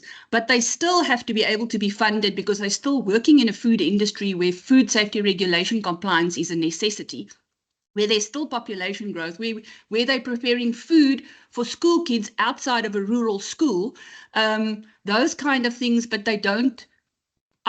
So my worry is, how are we taking those things into consideration when all our focus is on new technological advancement? Okay, no, thanks, Natasha. Can you perhaps give us examples of change drivers that will be for rural needs, as an example? A simple one would, for instance, be like yeah. Now you're asking me for these big words that I don't really know, but let's take a stupid thing, like for instance the 60/60 delivery guy. Yes, in our area there are a lot of people who have found jobs within that delivery industry, and food safety compliance would, for instance, have to do with, you know, what does your vehicle look like when you're delivering the goods? How are you transporting these goods to comply with food regulations? But that's a simple little thing that never was in our area, now is in our area. So in our area, although that is not big words, that's the kind of change driver that's happening in our area to create more jobs. Yeah, I think and we can list maybe many. Yeah, we can list many others as well, but it's not really big technological stuff that's happening that is actually creating the new jobs. Okay. No, I think maybe yeah, we hear your input in terms of what you are touching on. However, when we try to come up with the change drivers, we really you know, delve deeper in terms of understanding the sector. And what we also do, like now in this session, we're trying now to get your inputs. For example, if you look at health and wellness, right? It cuts across whether it's urban or rural. Everyone is concerned in terms of their health and wellness. We look at environmental challenges and sustainability. So I think maybe let's touch base again when we look at the chapter 3, where KG is going to present now the list, the actual sectorial priority list. Then we can engage whether you see the skills covering rural needs as well. I think that will assist. Yeah, that will assist. Yeah, but in terms of the change drivers, we look at the key skill change drivers. So we look at the challenges in the sector that have a potential of having a skill attached to it. What is it that as a Seta can we do to address those challenges or game changers in the food and beverage manufacturing sector? Yeah.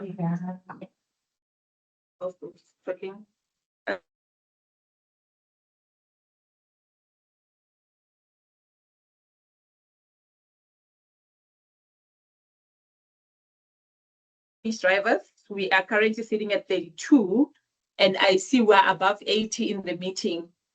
So I'm not sure if my stakeholders that are here are able to, so it means it's even less participants from online that are participating in the poll. Can I ask stakeholders so you participate? Because at the end of the day, like I said in my intro regarding the purpose, is that the sector skills plan is not a Foodbev Seta document, but it's a stakeholder document that we will be representing the sector. So if your voice is not in the document, then essentially it means that we are unable in terms of making sure that whatever that we have written in the document is really related to the sector. So if you can select whether the change drivers that we have listed, are they relevant, are they according to their moderate, or you are not sure. Are we going to be able to show the results at some point, the technical team?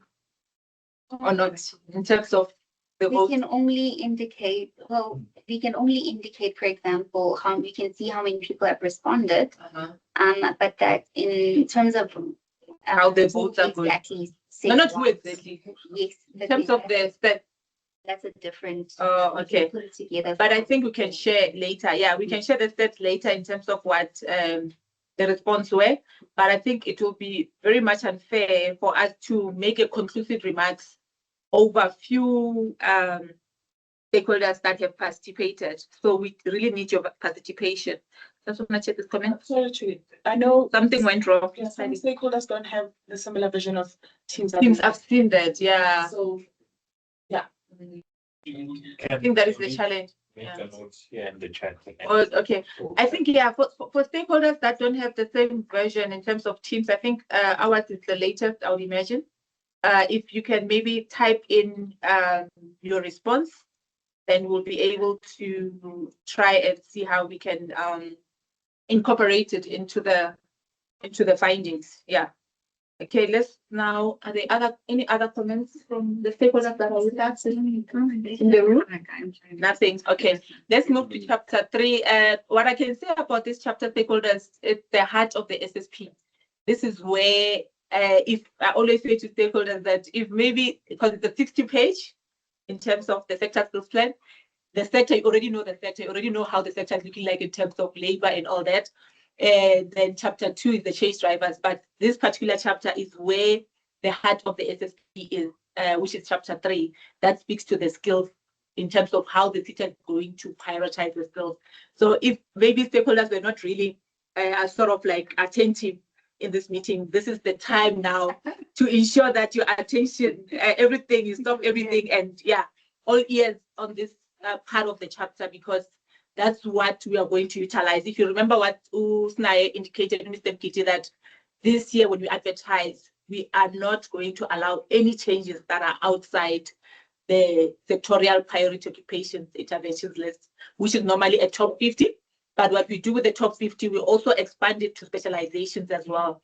But currently, Council will only present the top 10 and their specializations purely because of the DHEAD framework. However, we do have a top 50 that we can make available to the stakeholders so that you are aware of our top 50 as well. So to take over your presentation, Casey, over to you. Thank you. That is fine. Colleagues, chapter 3 is speaking to sectoral skills demand and supply analysis. So what I'm projecting now, I think I have already touched on it, because it's the factors that really determine our supply analysis. So without any waste of time, let me move to skills gaps in the sector. So we identify the skills gaps in the sector through the analysis of WSP, and then we group them according to occupational groups, which will be lower level, mid-level, and senior level. So on your far right, those are the skills gaps that we have identified. So within the lower level, we have identified that there's a gap in terms of literacy and numeracy, hygiene, knowledge, and food safety, work readiness, leadership skills, computer literacy, communication skills, time management, as well as technical skills. Those are the gaps that we have identified through the WSP analysis as per the requirement from DHEAD. And then in terms of mid-level, we have identified industry knowledge as a gap, leadership skills, core technical skills, analytical skills, computer literacy, generic management skills, interpersonal skills, as well as critical thinking. And then for senior positions, we have identified customer relations management, generic management skills, strategic management skills, problem solving, emotional intelligence, technical industrial knowledge, industry knowledge, and leadership skills. So colleagues, this is part of the tables that we also consider when now we do DG evaluations, and also when now we are going to develop the sector priority occupation and intervention list. You will see the list that I will present. So we also identified emerging jobs in the food and beverages manufacturing sector. We in 2022, the Seta has commissioned a study to look into future jobs. So this study was entitled Atlas of Emerging Jobs in South African food and beverages manufacturing sector. We also looked at the WEF World Employment Forum report to come up with this report, with this list. So we identified that the emerging jobs or future jobs, we're going to have sustainable packaging technologists due to the fact that there are advances in technology and supply chain. And then we have identified food waste recycling specialists, also due to regulatory compliance and advances in technology. And then we have designer of robotic system for plants, also due to technological advancement, and then food biochemist, which is related to health and wellness, as well as system risk manager, which is due to advances in technology. So colleagues, those who are familiar with the OWAFO from framework, these occupations are not yet there. So we're still going to make proposals to the sector to say if already you have identified the need for these occupations to be registered on the OWAFO framework, please forward your submissions. So the head will do their validation and add it on the framework. But currently they are not there. Hence we are seeing the emerging of future jobs. And then after that, we have also identified the top 10 of how to fill vacancies in the sector. So this top 10 top 10 of how to fill vacancies in the sector is identified through the analysis of the BSP as well. So number 1 on our list, we have millwright, and then we have production or operation supervisor in manufacturing. And then number 3, we have manufacturing operations manager. Number 4, we have cafe licensed or restaurant manager. And then we have a human resource manager, and then sales and marketing manager, quality controller in manufacturing, food and beverage technician, chef, as well as finance manager. So the main reasons for these vacancies to be hard to fill, the main reasons which are drawn is basically due to lack of relevant qualifications, lack of relevant experience, equity considerations, unsuitable job locations, as some of the manufacturing plants are in remote areas or rural areas. So the youth of these days don't want to work in rural areas. So also unsuitable working hours.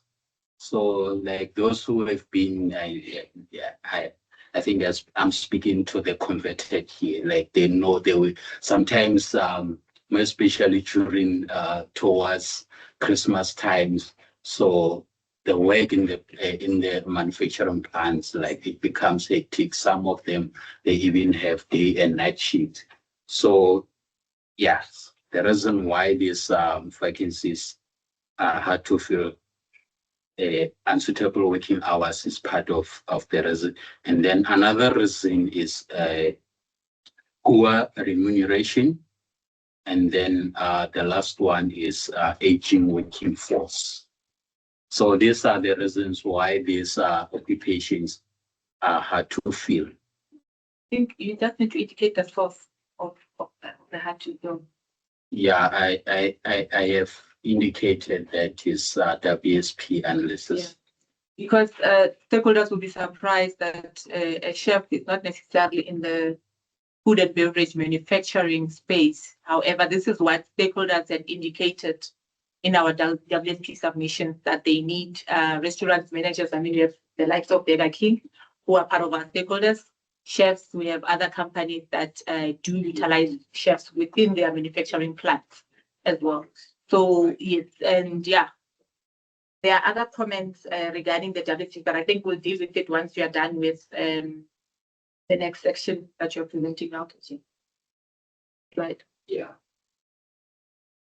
So after we have identified skills gaps and how to fill vacancies, that is where now we come up with sectoral priority occupations and intervention list. In short, is WILE. So just to take you through the process, we analyze how to fill vacancies, and then we also, in terms of sources, we also use the list of critical list that is published by Department of Home Affairs every 2 years. And then we also use the DG application reports, and we also check the change request reports, so that we make sure that what we are prioritizing as the Seta now is what really is needed in the sector, or what the employers in the sector really need. So we did our analysis, and then we did triangulation to make sure that we eliminate errors, or we make sure that what we are now presenting to the stakeholders is accurate. So on the list, I'm not going to touch the specializations or alternative title, and also the last 4 columns, because I mean the last 3 columns, because especially quantity needed and quantity to be supported is subject to it. Those numbers might change due to what we more especially quantity to be supported due to the budget. So we might have said, no, we are intending to support this number, and then the budget doesn't allow. So we might not really align to that number. Some of the interventions we might exceed due to the number of applications we received. Some we might not really reach the number that we have put here. So in terms of what we are prioritizing, the top 10 of what we are prioritizing as the Seta, number 1 is millwright. And then we're also going to prioritize manufacturing operations manager. And then we are prioritizing quality controller in manufacturing. We have food and beverage technician. We have food and beverage scientist.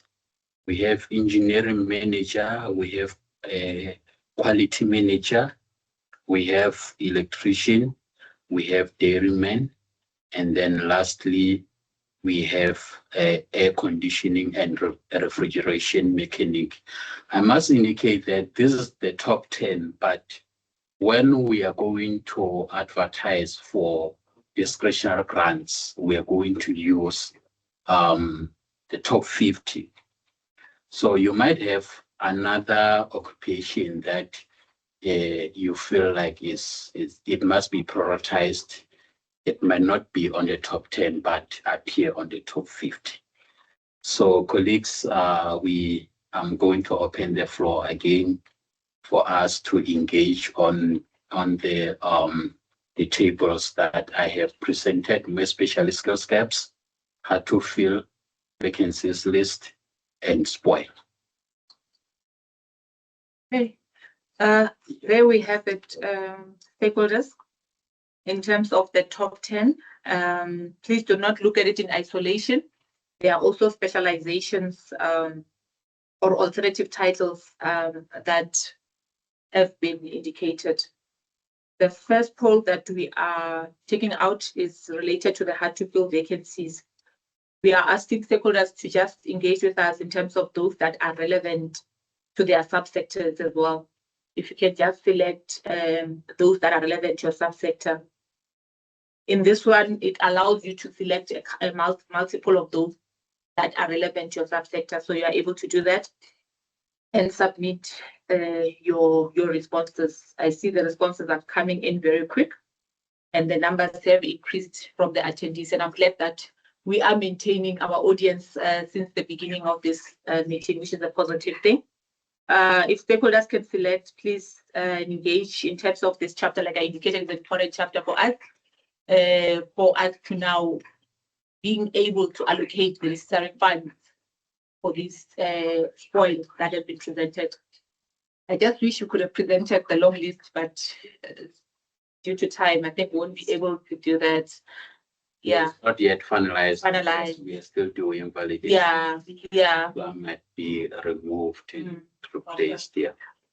Okay, but what essentially what we're trying to achieve here, just go back to the previous slide, KG, it's just for stakeholders to identify the spoil and see yourself in the spoil, because essentially when we're producing this spoil list, we're producing it for the sector. So you need to identify those that are relevant to you, but most importantly, the ones that are needed by the sector. Yes, Capital? Actually, it's two. So you have the hard to fill that was launched now, and then the spoil is the one that's coming. But that one is not a multiple choice. The spoil is not. It's not a multiple. You have to choose. You have to choose. Oh, okay. It's fine. Because it's supposed to be multiple. But it is supposed to be multiple. Yeah. Okay. Okay. They are asking if we can also share the top 15. Once it's ready. Once it is ready, Yeah. it will be shared. Okay. All right. And then there is a comment. Yeah. Oh, sorry. Yes, Lebu? I think in going back to Natasha's point about not having print levels that are specifically rural.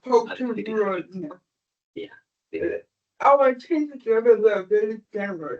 We know that we have issues with regard to capacity, especially in rural areas. Our change levels are an indication of what is driving change. So we understand that the sector, is not all in the throes of 4IR. We have a core, and then we have a periphery, and then we have those that are on the outskirts.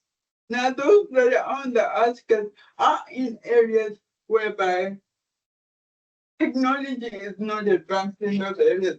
And for the city, I think it's a mammoth task to try and build up something within the rural areas, because I know that getting skills development practitioners or training centers to those very areas is difficult. So from our perspective, we still need to get out. How do we support your rural practice without necessarily taking them away from that? With regards to skills, in your rural areas, you will find most of your deficits are at the lower level and the middle level. So how do we then ensure that we have a clear pipeline in terms of trying to develop the skills, but also making sure it's sustainable for the community? And I think that is a broader discussion that we can have, but it takes more than the theater to do it, because now it's bigger than us. We need infrastructure development. We need partnerships in those areas to be able to do this. So I think that's the ongoing conversation that we are trying to have with regards to the rural development of factories. I just want to contribute to that. So it's not only in the manufacturing space, also in the sales space. You find that it's hard to find sales people in rural areas, and you can't pay them enough to make it sustainable and fair to other people in a similar role. So the only opportunity is to then grow your own. And I think that's where we need support, because being in a rural area, how do you make sure they get the same experience as someone in an urban area in terms of skills development and growing them into that role?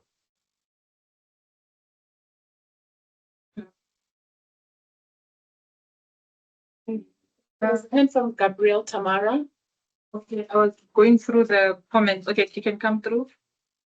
Hi, sorry, I see you were going through the comments, but my question was specific to the generic management qualification. That generic management qualification is now a legacy program, but it's key in terms of our management positions.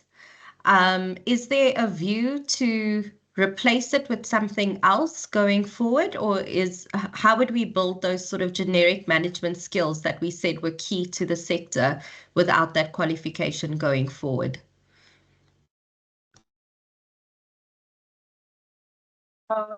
Yeah, I would have to check from the QA team which qualification is the closest to the generic management one. I don't know if one of the QA teams are here, or Louis, because I know that when the new qualifications were developed, the Seta ensured that there is a relevant qualification aligned to the new qualification. That if we can get a response, we'll feedback to you shortly once you have gotten a feedback from our QA team as well. Natasha, I'm seeing your comment regarding the spoil not addressing funding that is related to rural employment opportunities. I think perhaps I'll share my email address.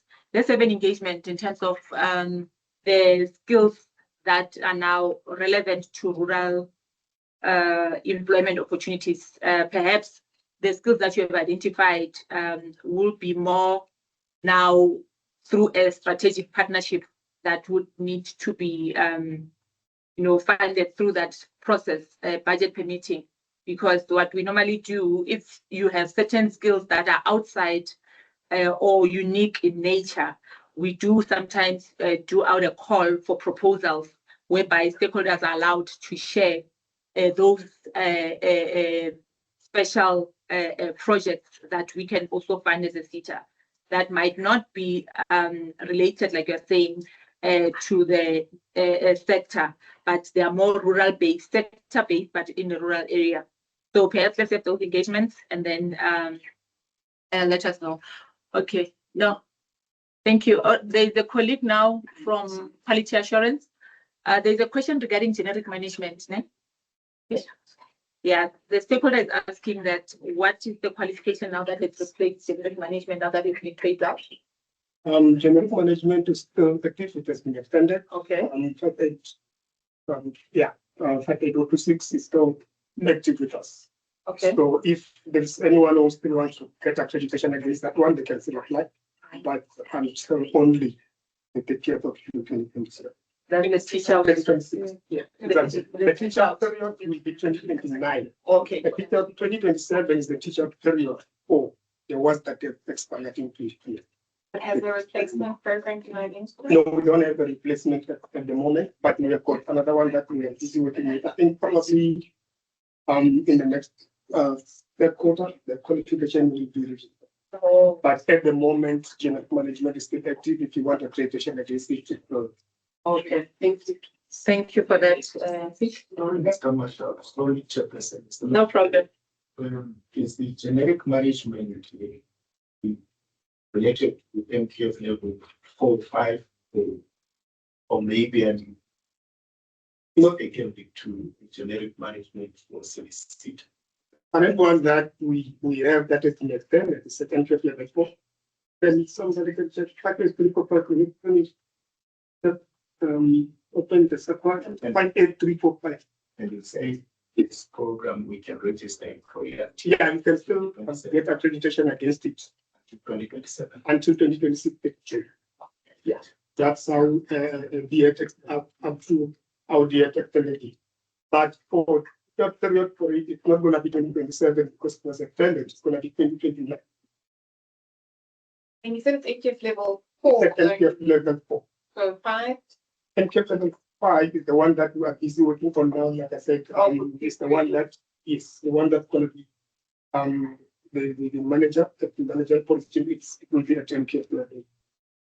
And the goal for today, I think the Seta, the 59201, and we have level 5. Yes, it's still the 59201 is still extended. So all generic management 59201 is part of the 51772. So 51772 is the mother qualification. So all of them that jobs under it, they all have been extended.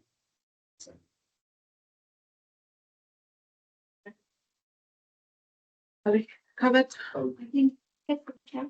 Okay, yes, can read it. What are we It was yeah.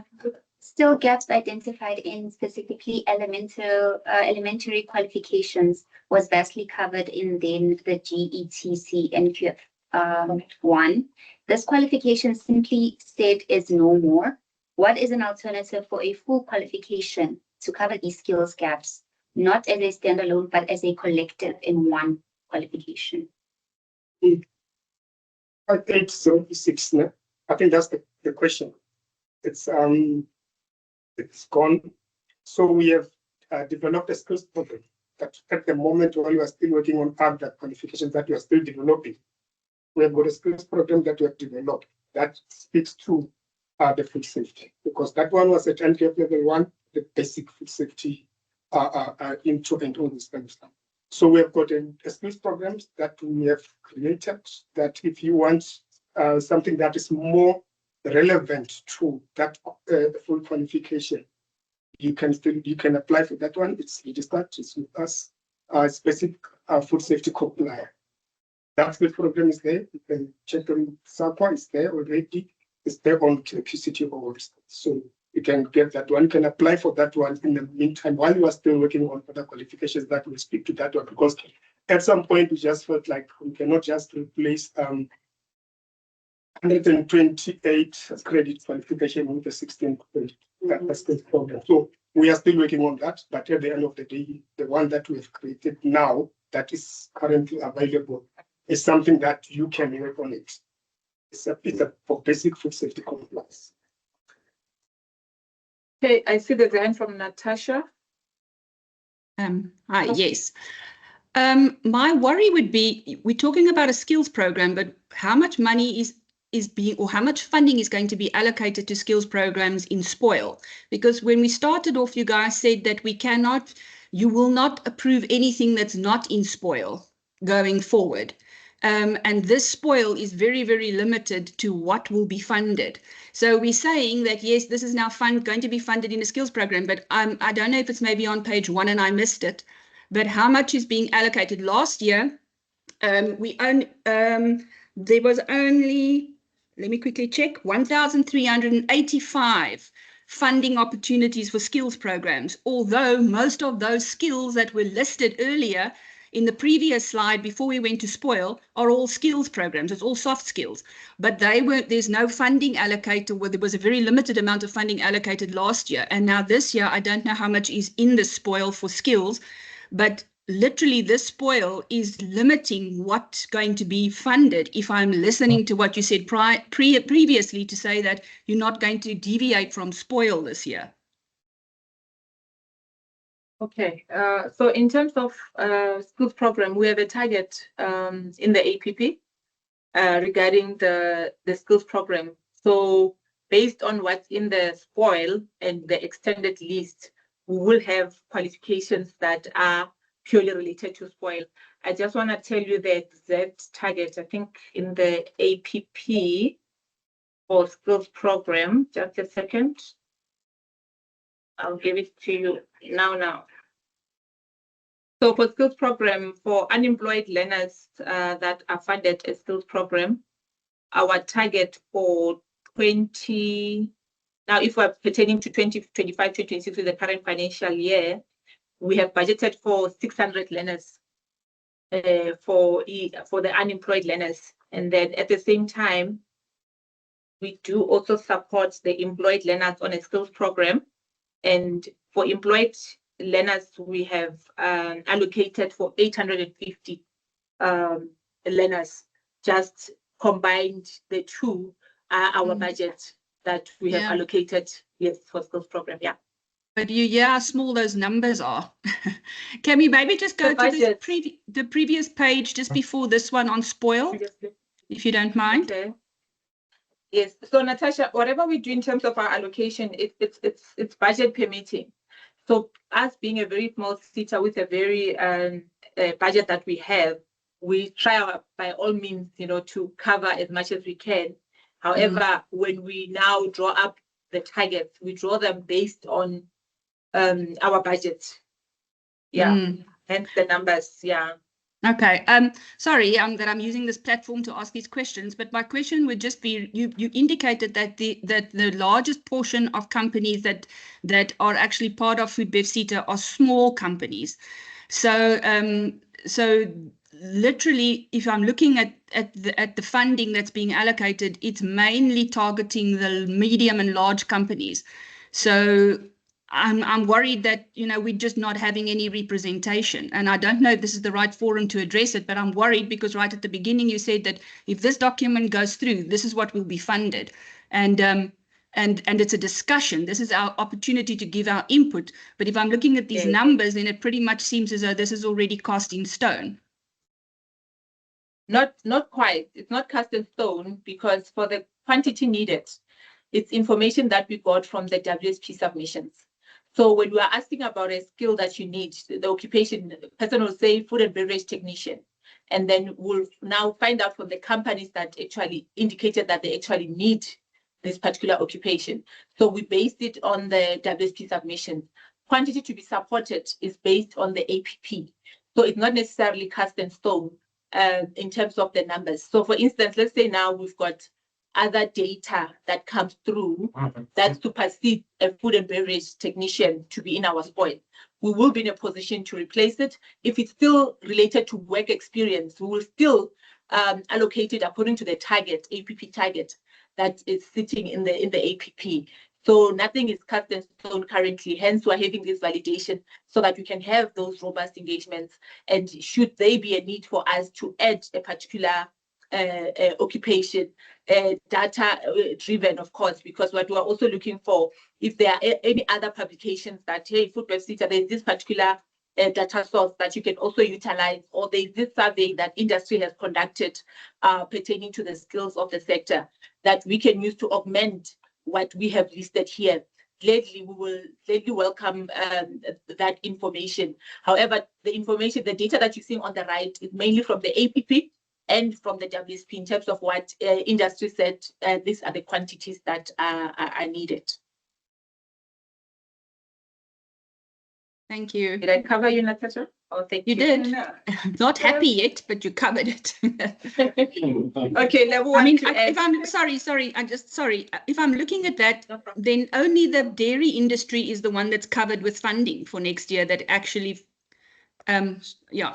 Anyways, we will have this discussion later. Hopefully we can find out what exactly, because it's worrying. It really is. If I'm looking at that, it's worrying, and it should be worrying for quite a few other people as well. Okay, if you can go back to the previous slides, KG, because I think this is the crux of the discussion. Oh, you're indicating that according to your understanding that it's only the dairy sector that is covered. Just go back to the first slide, Cosboy. Because the mill rights, according to me, it does cut across almost all the subsectors. And the quality manager as well, the electrician, the food and beverage, you moved quick. Okay, the mill rights as an example, it cuts across various subsectors. We have the manufacturing operations manager. We have the quality controller as well, and the various specializations that cut across various subsectors. We have the food and beverage technician. And then they were talking about food laboratory technician, sugar laboratory, milling, and then there's also the brewing, the distillery, the food scientist, fermentation, and the dairy laboratory technician as well as specializations. And then we also have the food and beverage scientist, which is now the various occupations as well that have been listed there. And then in the next slide, KG, we have the engineering manager as well, quality manager, electrician. I'm not sure if only this that has been listed falls under the dairy. Sorry, maybe I made myself understood incorrectly. If you just go to the last page of that slide, there you will see you're allocating 2,890 opportunities, quantity to be supported by Seta, but it's specifically only for the dairy industry. Okay, I think maybe Casey didn't explain that's why there's an asterisk, yeah. So basically what we are saying to the 289, it's a learnership target. So meaning that under the learnership target, this 289 will be distributed across the various occupations that are related to learnership. To dairy learnership, to the dairy learnership. Go back to the previous slide, Casey. Quality manager. Quality manager, there is a learnership intervention. The 2890 it's distributed across the various occupations. As long as you're applying for learnership, we're going to allocate you in that particular 2890. Not necessarily that it's only for dairy. Okay, then the reason why I'm asking this is, sorry, my previous question was, what are the numbers of learners within the different areas, dairy, bakery, and meat? And I asked it for a specific reason, because if we're allocating learnerships, then we obviously should be allocating learnerships to where the most number of learners are working. And that was why I asked for those figures.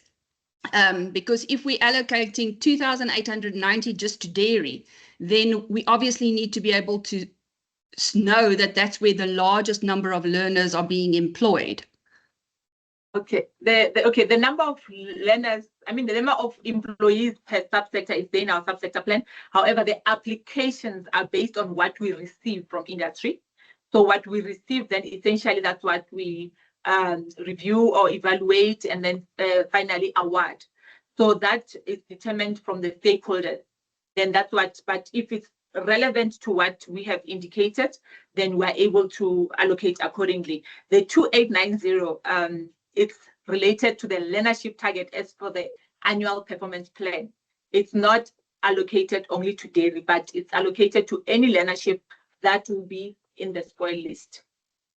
Okay, that's sorry. Okay. Then we interpreted it completely differently. Okay. Thank you. All right, thank you. There's a hand from Richard. Richard, you can come through. Yes, I would like to express more views in certain areas. I don't see, in a few slides ago, you did indicate that bakery, butchery, those sort of skills have been listed as scarce skills, but I don't see any allowances made for them in the sectorial skills demand. I feel, just listening to the conversations and going through what's been presented, to me, it feels as if we're working backwards. You're telling us what is required or what the plan is, but in the same breath, you're also telling us that you need us to participate in directing you in terms of where we as stakeholders require funds and require learnerships to be directed to. Firstly, my personal feel is that engaging at this point in terms of what is scarce and critical is a bit late. It should have been done before we can even say which areas and which quantities are going to be supported by the Seta. I feel like there's a plan, and now as a tick box exercise, we're coming to industry and saying, this is what we have. Do you support it or do you don't support it?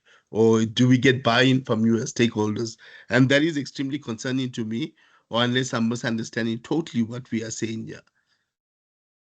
Okay, thanks, Richard. Can I check, do you submit WSPs? Yes. Your company? Okay, yes. So you have been featured in this particular list. And then what we also do, we send out surveys, questionnaires. You haven't received any surveys that are research No, we did. related. We received them 3 or 4 times on multiple occasions, even though you submit them. Yes. Okay, so you have received that. So yes. Essentially it means that you have contributed to what the list is indicating. Hence, what we do prior to this, prior to us coming up with a list, it's where we collect information from our stakeholders.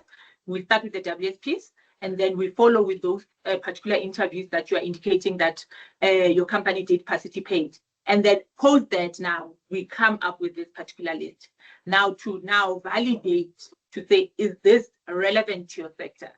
It's not necessarily a tick box, but for us to confirm the information that you previously shared with us through the various platforms when we were collecting our data. Okay, perfect. I get you. So please highlight to me on this occupational intervention list, where does bakery appear then? Okay, bakery is in the long list. I've just asked the team if they can check. And also you asked about bakery and what? I think you asked. Butchery as well. And butchery as well. Yeah. Yeah, I can confirm that they are there. I think we need to maybe flag it, although we know that we haven't finalized. I will ask if we can flag the one we are implementing this year. Or the current one. The current one. Okay, yeah. So, but it is reflected on the list. Oh, sorry, as I'm well. raising it because I'm not seeing it, and I know a number of my stakeholders are not seeing it as well. And I'm representing the chamber, South African Chamber of Bacon as well. And it's a query that's coming through me as we speaking in terms of not appearing on the list. Oh, okay. I think Nkapolo did indicate that we are presenting the SSP based on the DHEAD framework, which limits us to the top 10. But we have a top 50 long list, and granted that baking is definitely there. And what we also do, we expand our list to the specializations as well. So yeah, so the team will flag as Nkapolo is proceeding to present, for you just to see how the long list is presented as well, just to give the members comfort. Sorry to interrupt you. So where is DHET getting this list from? Because they should be listening to industry and industry not listening to DHET. So it's as if we are working backwards. No. We have our long list. We presenting the sector growth plan as per the framework, because we are sort of like governed by our executive authority, which is the Department of Higher Education and Training. However, what we realize is that because the top 10 is limiting, we have extended it to a top 50 now within our prerogative as a Seta, where we now, when we're allocating our funds, is based on the top 50. I'm going to share it, Lebu. I just want Lebu, one of the researchers, just to share the top 50 so you can see how it's looking like. And I think going forward, that's what we're definitely going to do. We're going to present the top 50 so that members can see themselves in our top 50, because essentially that's what the Seta will be prioritizing. Just go down. I think I'll start from, okay, yeah. Go down. There's the butcher. Yes. And then see number go 15. down. Confectionery baker as well. Yeah, I won't really read through it. Just scroll down just for members to see what's on the list so that they can see themselves in the list. Just slowly going down. I see there number 33. I see there on line 33 and on line 46. So those are the other, that's just the long list of what we received from industry. So I think going forward, when we present our score, we'll present the top 50, just to give members comfort that through the engagements that we had, through the WSPs that we received, we did consider all those information and triangulated all the information into this top 50 for our sectorial priority. Yeah. Are you suggesting there will be another session for SSP? No, there won't be another session for the SSP. But what I'm saying is that going forward, meaning that in the next cycle, when we presented the SSP, we will present the top 50. Okay. But currently we only presented the top 10. Yeah. Okay. All right. Thank you, Richard. Yes, thank you. All right, Katie, I think you can proceed. Oh, there's a hand. Oh, yes. Sorry. So earlier on, I had stated a problem statement that we have, and then Gita had said this is the platform. So my question is then, how do we submit that information? When do that discussion happen? To say that there might be programs that I need into organizations that I'm not part of this list. And also to say that sometimes it's not necessarily that it's a hard to fill vacancy. It's a skill that we require. So in terms of WSP HR data, you may not see it in there because it's not hard to fill vacancy. But for our business, and like he said, he saw it with Nestle as well. But for our business, it's a skill that we require. So now we're sitting with a problem. We want to train inventory controllers, but we keep being rejected for funding for them. But it's a skill that requires the business. What do we do? How do we go from here? I think it's not special projects, Mikey. It will fall under special projects, yeah. So for those that are unique in nature and specific to your company, as an example, we do have, when we have funding available, it will be through special projects, and you can engage marketing regarding that. Yeah. Because here's the thing, I think from Sandra. Okay, Sandra will just drop in now. Sandra's from Famous Brands as well. Similarly, that I was grateful that what we acknowledge is the sector is different. Like each PepsiCo is different to Famous Brands, and PepsiCo maybe from a skills perspective might match Coca-Cola for example. But we know that within each industry or subsector, there is those unique cases that you will not find anywhere else.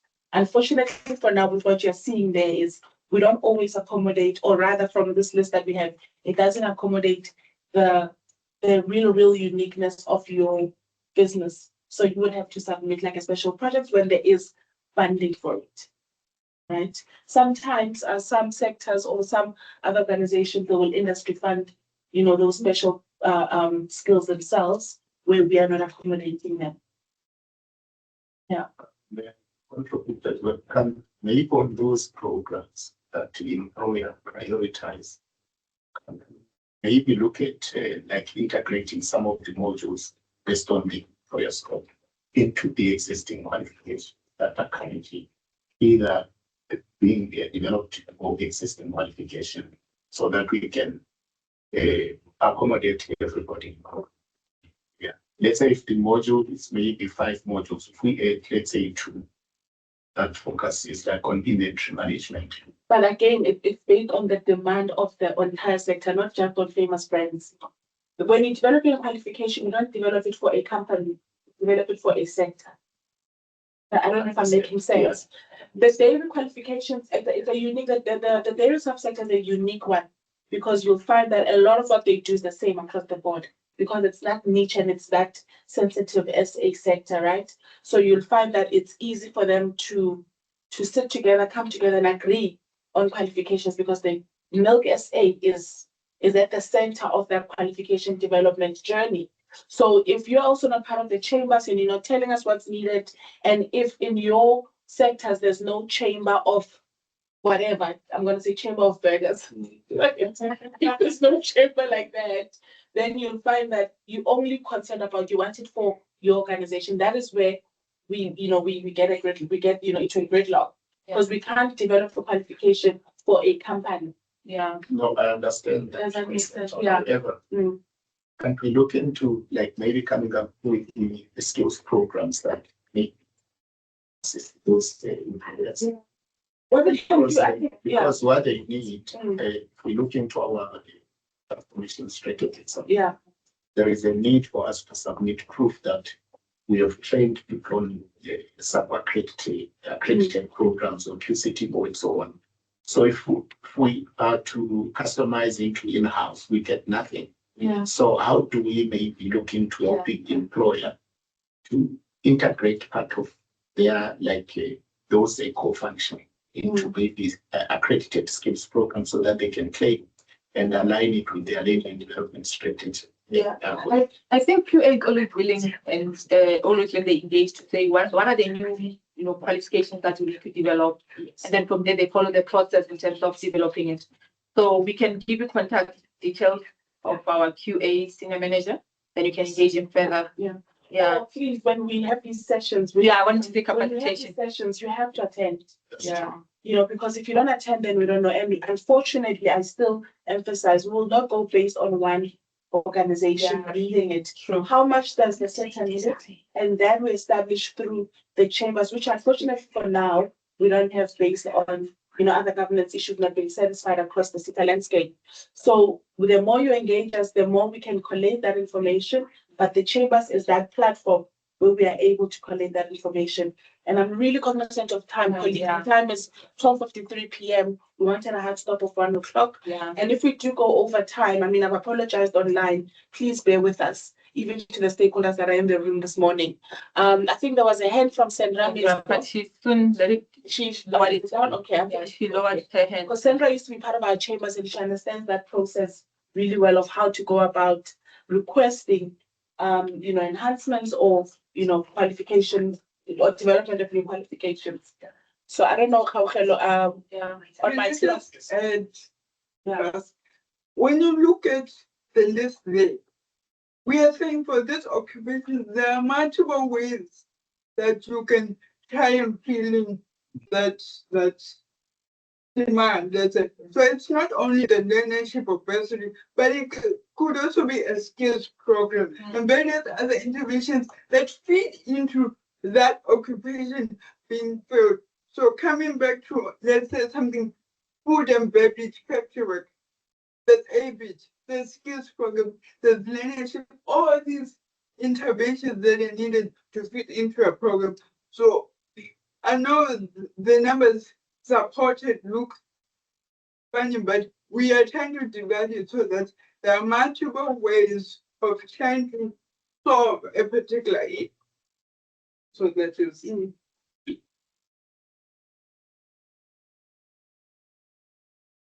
Yeah. All right, colleagues. I think I'll try to cover chapter 4, 5, and 6 in less than 10 minutes. Perfect. Yeah, because chapter 4 is just one slide. The next one is just one slide. Okay, colleagues, we have discussed extensively on the skills required in this sector, what we are going to prioritize. Now, chapter 4, we are presenting the Seta partnerships. So when we develop this chapter, we are guided by the framework from DHET. So we develop it as per the SSP framework and the template that is provided to us. And then in this chapter, we present just a few partnerships that we have in the industry, but we have a long list of partnerships. So you may find that per category we present 3, whereas we have over 70 partnerships. We cannot present all of them. So the Seta has several partnerships with different organizations and institutions which are aligned to the national development strategies and the NSDP outcomes. So in this chapter, we present 3 categories, which is strategic and special projects. We present education and training delivery, employer and professional bodies. So what we do as per the template, we have the category for the start date, the value add for this partnership, and also the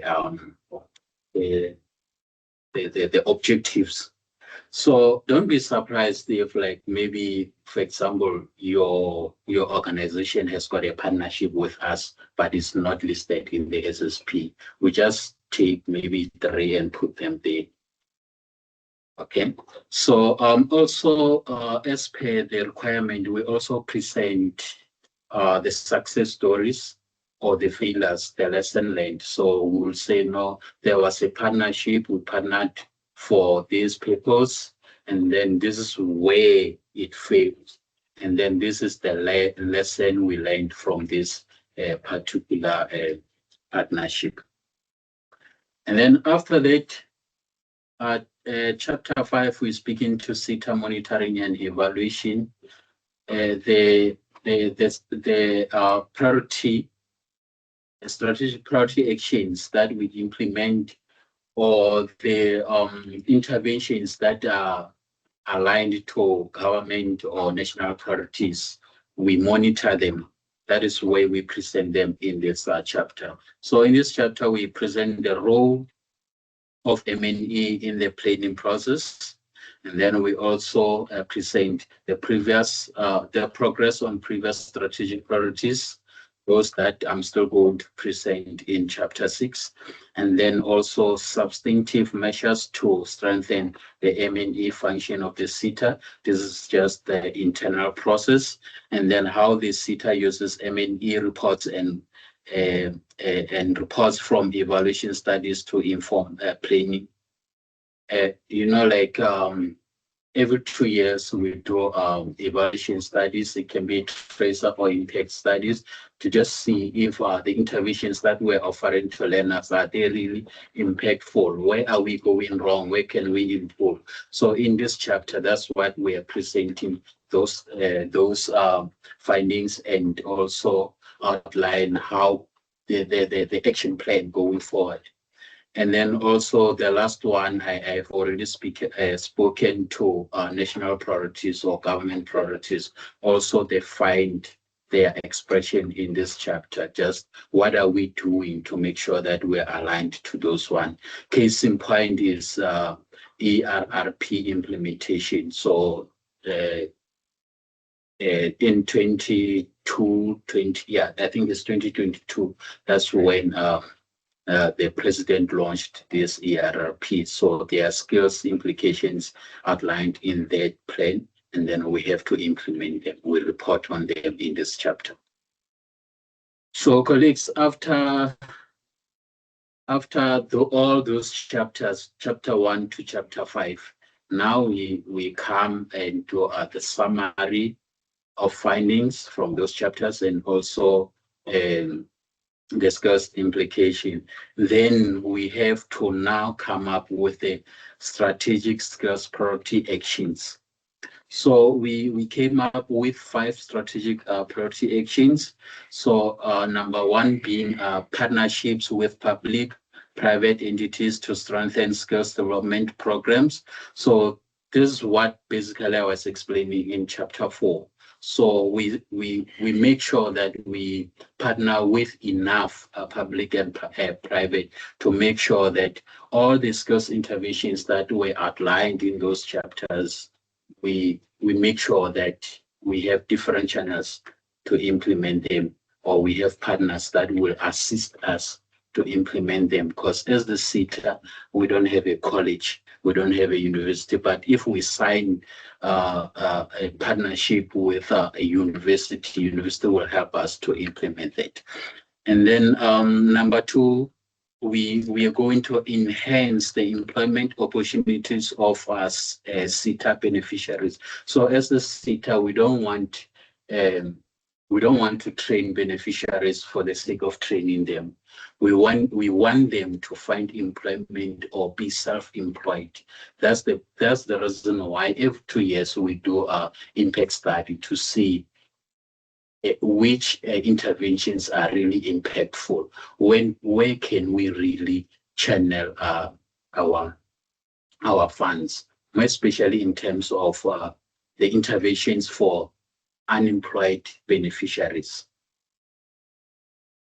And then the next one is technology and innovation. When I was presenting chapter 2, I emphasized on technological advancement. So one of the skills priority that now we feel like it should find expression, or we should put forward, is technology and innovation. So the Seta will continue to fund and support the technology related skills.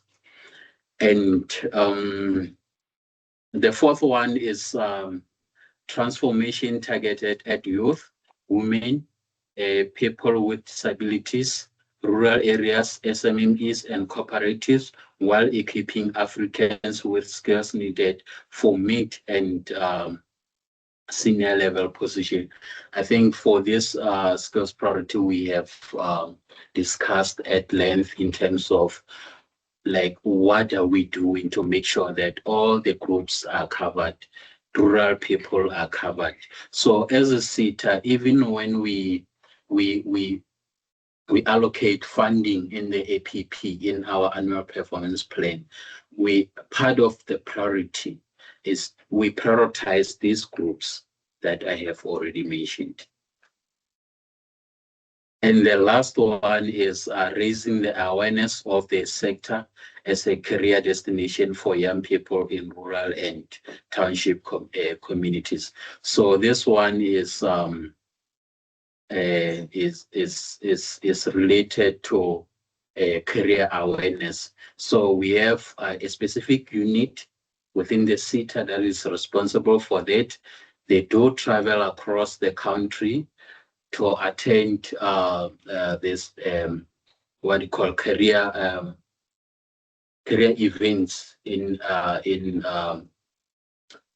high schools. So basically what we're covering is rural and urban high schools, just to make sure that they do know that there is this occupation that is called food scientist, food technician. Because myself, I grew up in the rural area, and what I knew from that time, Like even that time, if you were to ask me what I want to be, it's either I will say a policeman, a doctor, a soldier. The rest, they'll just say, I want to be a scientist.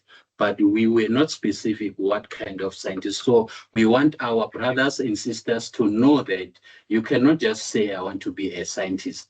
There are various occupations that you can undertake, and then there are various learning channels.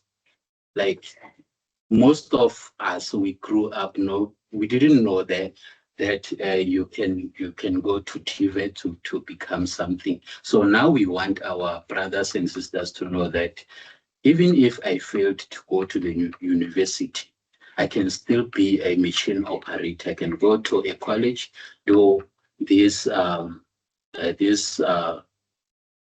diploma and become a machine operator.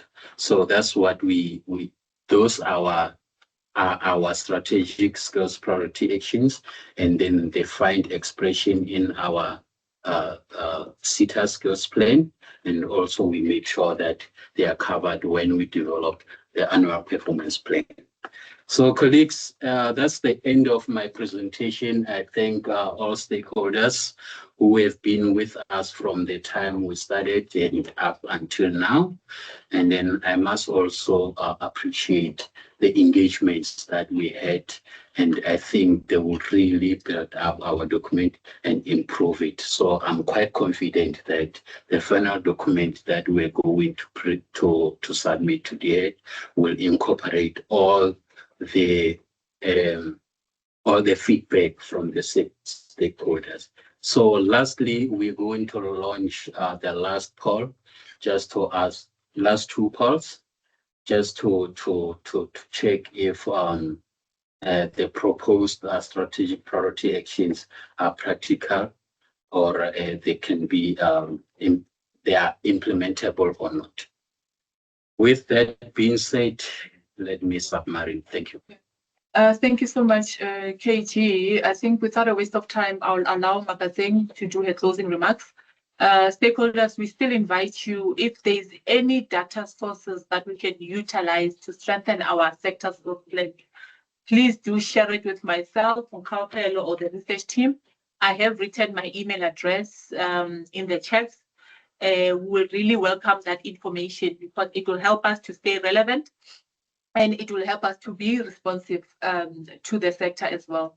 So Makaseng, over to you just to close. Yeah, thank you very much, Julie and colleagues, and to all the stakeholders that are joining us here physically, and everyone that stayed on. I mean, Khawhelo mentioned it up until now. We know that it's not easy leaving your offices to come to us, and just taking that nagging call from me is really appreciated. We will make it look easy, but we know that it's not easy for you guys to leave where you come from, but it gives us the confidence that you care as much as we care. And when you care, we care more, because we really do want to drive and create a sustainable sector, a sector that is responsive, and a sector that actually fulfills the needs of the South African workforces. We all know in this room, and everyone that's joining online, that we want the same thing. I guess it is the how of how we get there. And when we all work on the how together, we can arrive at the destination that we all need to arrive at. So I'd like to thank everyone for making the time to join us. What is concerning for me, and especially when I'm reading some of the comments that are coming through, is some stakeholders saying they're not getting our communication. We do have a robust, database management system. We manage databases. If you are not there, or you've never received any of our communication, we apologize. And if you do receive it, please do let us know when you do receive our communication. But we do have a link that you can use to join, to rather update your details on our website. I thought, let me just throw that in there whilst I have the time, and just quickly show you how to access that link. Can you please just maybe get rid of the pause for me quickly in the system? So if you go on our website, you will go on www.foodbev.co.za, and please scroll down on the website. Just scroll down until you see stakeholder management and communication tool. You will then click there at the bottom and update your details on the system. It is that simple. Because if we don't know where to find you, we actually can't share that communication with you. And what the system will do, it will force you to give us another email address of a person that we can reach out to when you are not reachable. We do our best in reaching stakeholders, and we please encourage you to update your details on this so that we are always able to get a hold of you. It's the first important thing. If we're all going to drive greater impact, we need to be able to talk to each other and be reachable. That is the one thing. And also, whilst I'm taking this opportunity now, I'm promoting other things to please forgive me, because this is a captive audience. We also have coming up now in Q2 of Foodbev Seta, or rather of most state-owned entities, capacity building workshops that are going to cover some of the issues that, as I'm reading in the chats that are coming up, I don't know about this, I didn't know about whatever situation that you have, or other capacity building workshops that you guys are hosting. We do have, as part of that communication platform or tool, which is our CRM, have these workshops that are coming up. One is going to be focused on the QCTO and whatever that is covered under the QCTO, whatever questions you might have, you'll be able to answer. Or if you attend that session, there's some questions that will be answered that are related to QCTO for targeted at skills development facilitators and providers. That's going to be on the 31st of July. So please do join us online. And unfortunately, we can't go around the country because we don't have a national footprint from an office perspective. So we host a lot of our workshops online. So please, we encourage you to attend. There's another capacity building workshop where we are starting now to prepare for the 26-27 WSP submission window. So if you don't know how to submit WSPs, we encourage you to start now, attend this session so that you are ready when the season comes through next year for WSPs. This is going to happen quarterly, that we get a lot of our stakeholders capacitated in how to submit the WSPs. And then also the other one, capacity building opportunities on partnerships, on how to submit the partnerships. Gaugelo spoke about the types of partnerships that at Foodbev Seta will go with. Only when there is budget permitting, a partnerships funding window will open. But we're just teaching you on how to submit a partnership proposal to Foodbev Seta. That is what this session will cover. That's going to be on the 16th of September. If you don't have this communication, please do let us know. But as a voucher for today, I will send everyone that attended here and online a link, for you guys to register for these. As a token of our appreciation for attending today's session, you will be invited to these sessions as well. So we will be sending this through to you as well, again, just for you guys to attend. Always, Gaugelo made mention of SMEs as well in the SSP, a great focus of ours, where we're also capacitating SMEs on how to access, the skills funding opportunities. They are an integral part of who we have to deliver against from a group perspective. So 30th of September, if you know any SMEs, please do let them know that there is a workshop for them that we have allocated. Well, you don't have to write, type your lungs away. I will send this to you because you're my favorite stakeholder. Right. So that's all of that colleagues from what we wanted to update you on today. But once again, thank you very much for being attentive, and we hope to see all of you soon. And do invite us to your companies or organizations for us to come and once again understand how does everything come together. We might not get it that day, but at least we've got a visual picture of what really happens in your spaces. Tulu, on that note, I'm going to say thank you. I don't know if we're closing now and adjourning the meeting. On that note, Tulu has given me the permission to adjourn the meeting. We hope to see all of you soon, and at these workshops especially. Keep warm and have a good day. Thank you. Thank you. Bye. Bye. Bye. Thank you, guys. Bye. Okay. Thank you.